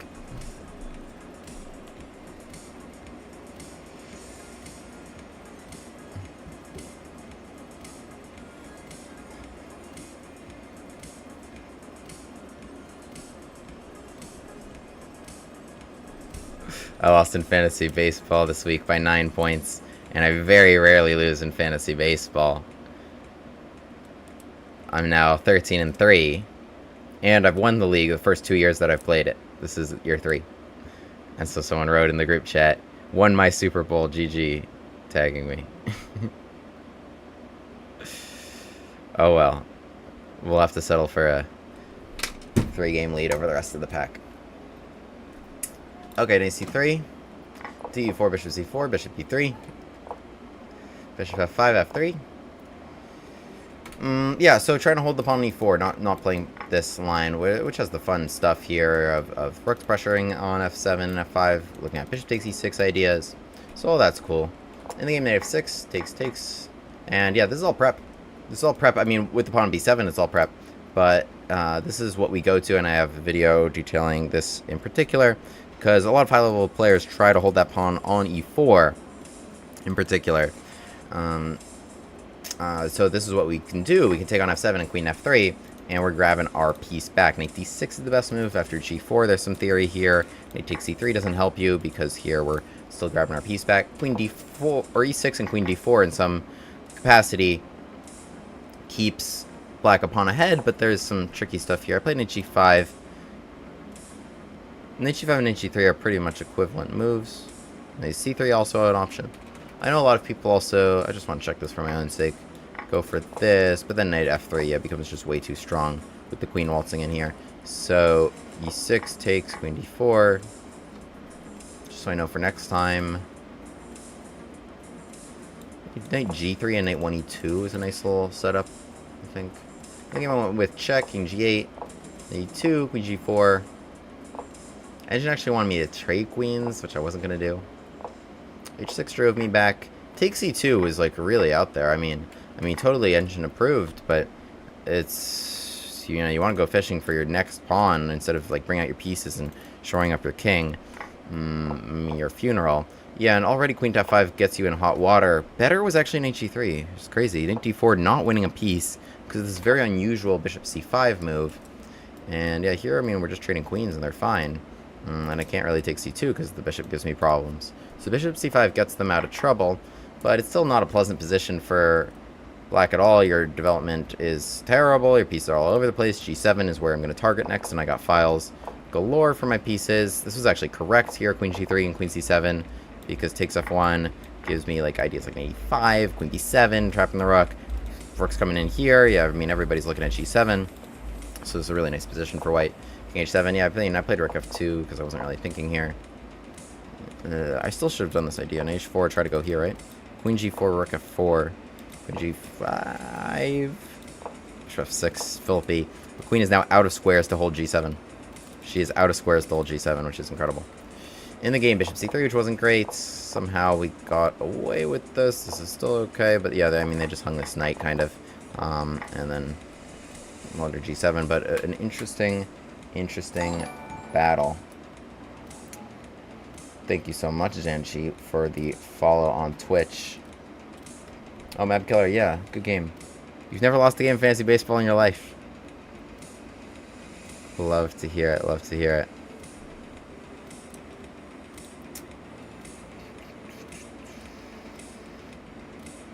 Okay, we got one challenge here from...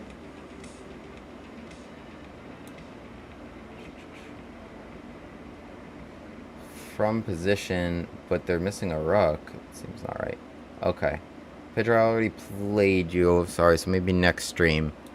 Here is a new challenge against Monkey Man.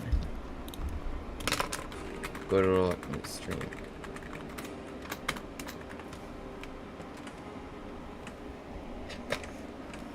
No, it was all in jest. It was all in jest. But I'll give them that emoji next time. Are we gonna get another Kara?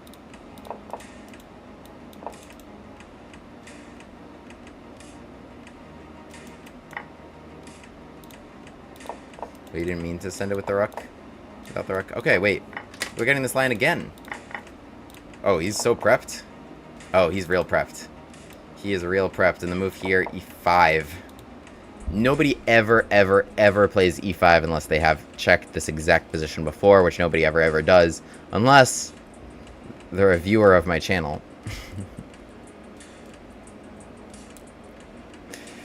Alright, Mr. Monkey Man. Just check the line that I was just talking about. So, the problem here is that there's queen h4 check winning this pawn, as I understand it. I know this is a good move. I'm actually forgetting. It's even worse that I know it's good, and I'm forgetting what to do. It's kind of a double whammy.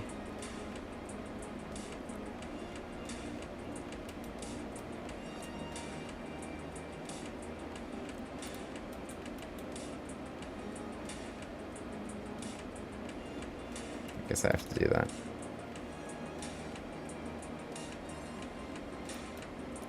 Take check. Seems ugly.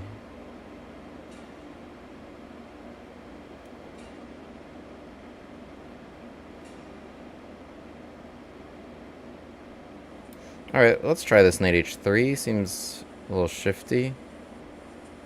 Gotta be careful that I'm still winning a piece, but I wanted knight f2 here. So that's so crazy, it's a little weird. Also, maybe use the g5 square. More than anything, I just want my king out of here ASAP. If anything, yeah, part of the reason I played this was to get him out of prep. I'm sure he had prepped these two moves. So now we're playing. What's wrong with the Caro? Are you allowed to say the move? Thank you for asking first. No. Good question, though.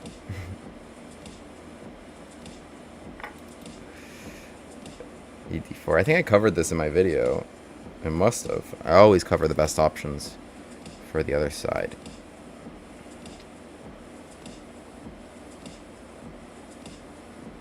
Okay, I gotta save my knight. I'm still winning that piece. I'll be down... Oh, only one pawn. Okay, yeah, I'll only be down one pawn. Unless they, like, make it two.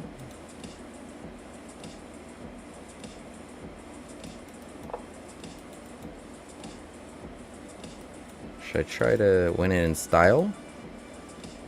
Can we get some style points here? They're gonna... It's interesting going here. They have take.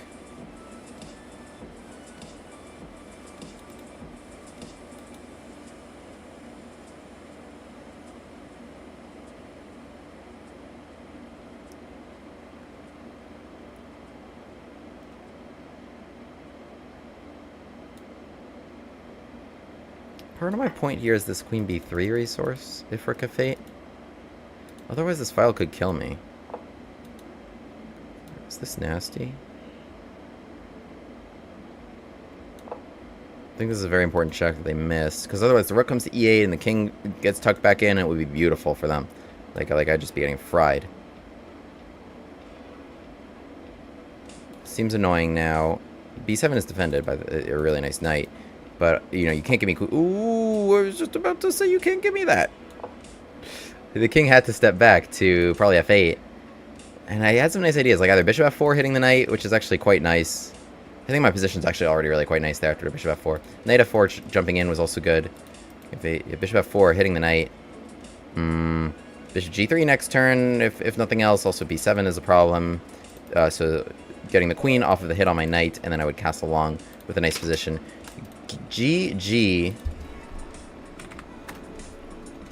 And good prep. Monkey Man 37. Let's have a look.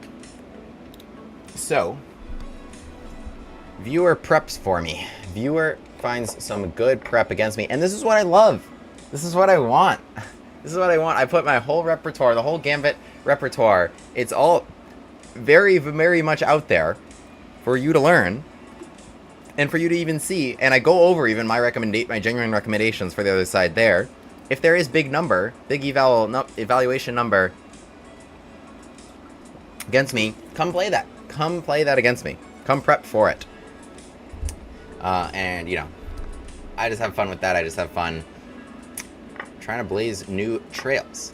So you can't dismiss it until you beat me. You can't dismiss it until you beat me. And so here... It's an interesting line in the Von Hennig, because, okay, typically we have pawn takes f3, knight takes f3, and we have a lot of fun hitting this bishop, poor bishop when it tries and fails to develop. Bishop f5 is interesting, because you're up a pawn, but not giving me that capture that helps me get my development going. You're holding that pawn where it is, and so what I have prepped for it, the engine wants me to play g4 and g5, and then, like, beg for my pawn back, which I'm not going to do. Instead, we're not groveling here. We're going takes, and we're taking on f7. We are taking on f7 and going for it. And with this queen f3, very, very spicy, trying to get our piece back here. You know, you gotta be quite careful here. Like queen takes d4, you're already losing. For instance, I would take this bishop with check. You gotta go here to not lose your knight. But now after knight to f3, this knight is coming into lots of nice squares. e6 is on the table. I can mate you on c8 if your king goes there. I can mate you on e6 if your king goes there. So this really sucks. You can lose quickly. Otherwise, like e6, I can take this. Here we're not down a piece at all, because that comes with check.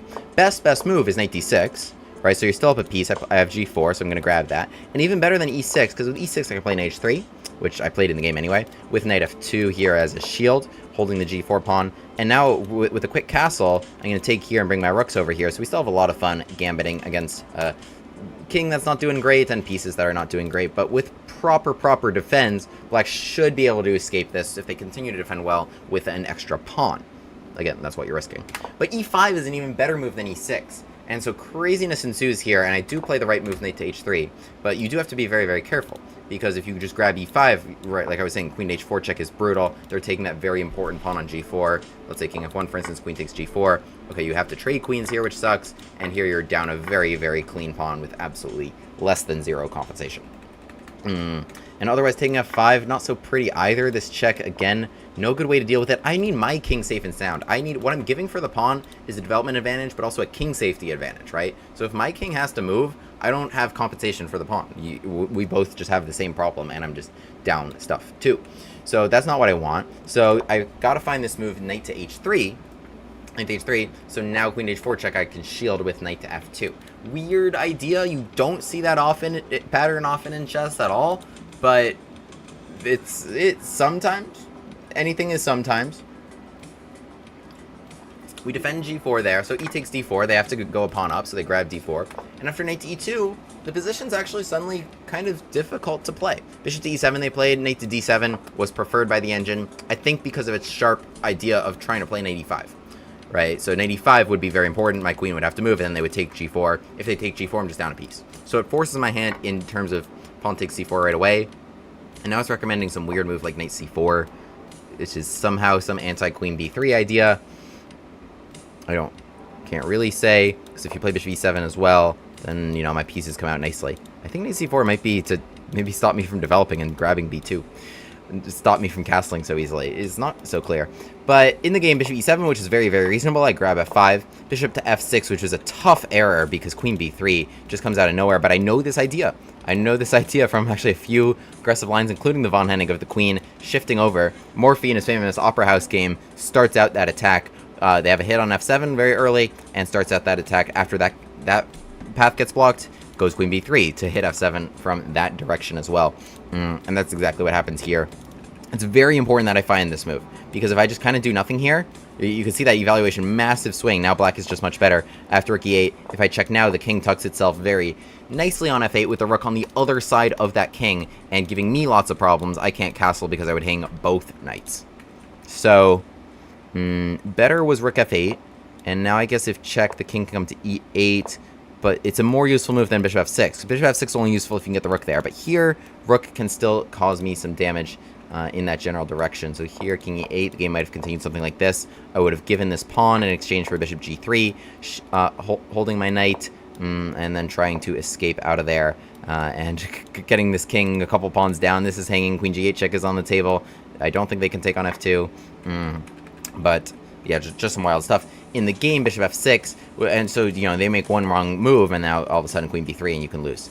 All of a sudden queen b3 and you can lose. I said king e7 was what lost the game, but there was actually no good option, because as I was saying, king f8's no good either, bishop f4, brutal stuff here. I mean, I'm just taking b7.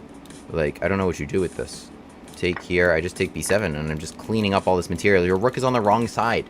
If the rook is on, like, the side of the king, like, you know, as if you had castled, then, okay, some knight move, and you can defend them together, and also, like, the rook would be causing me problems, but the rook on the wrong side of the king really stinks. So that is a tough situation for black.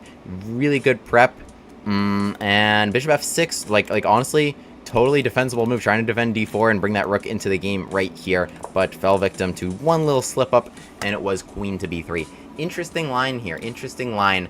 This is the so-called refutation e5, but I think you have to go even further on your preparation to take down the Gambit man in the von Hennig Gambit. All right. I really appreciate you guys. I really do. I'm probably gonna sign off here for today. D-Night, yeah. We got to 10,010 subscribers.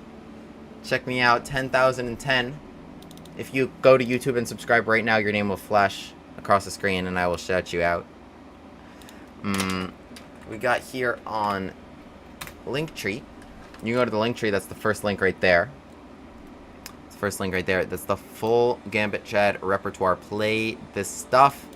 You can learn it. You click on that full YouTube video right there, telling you everything you gotta know to play awesome Gambits, have fun, that your opponents just don't know.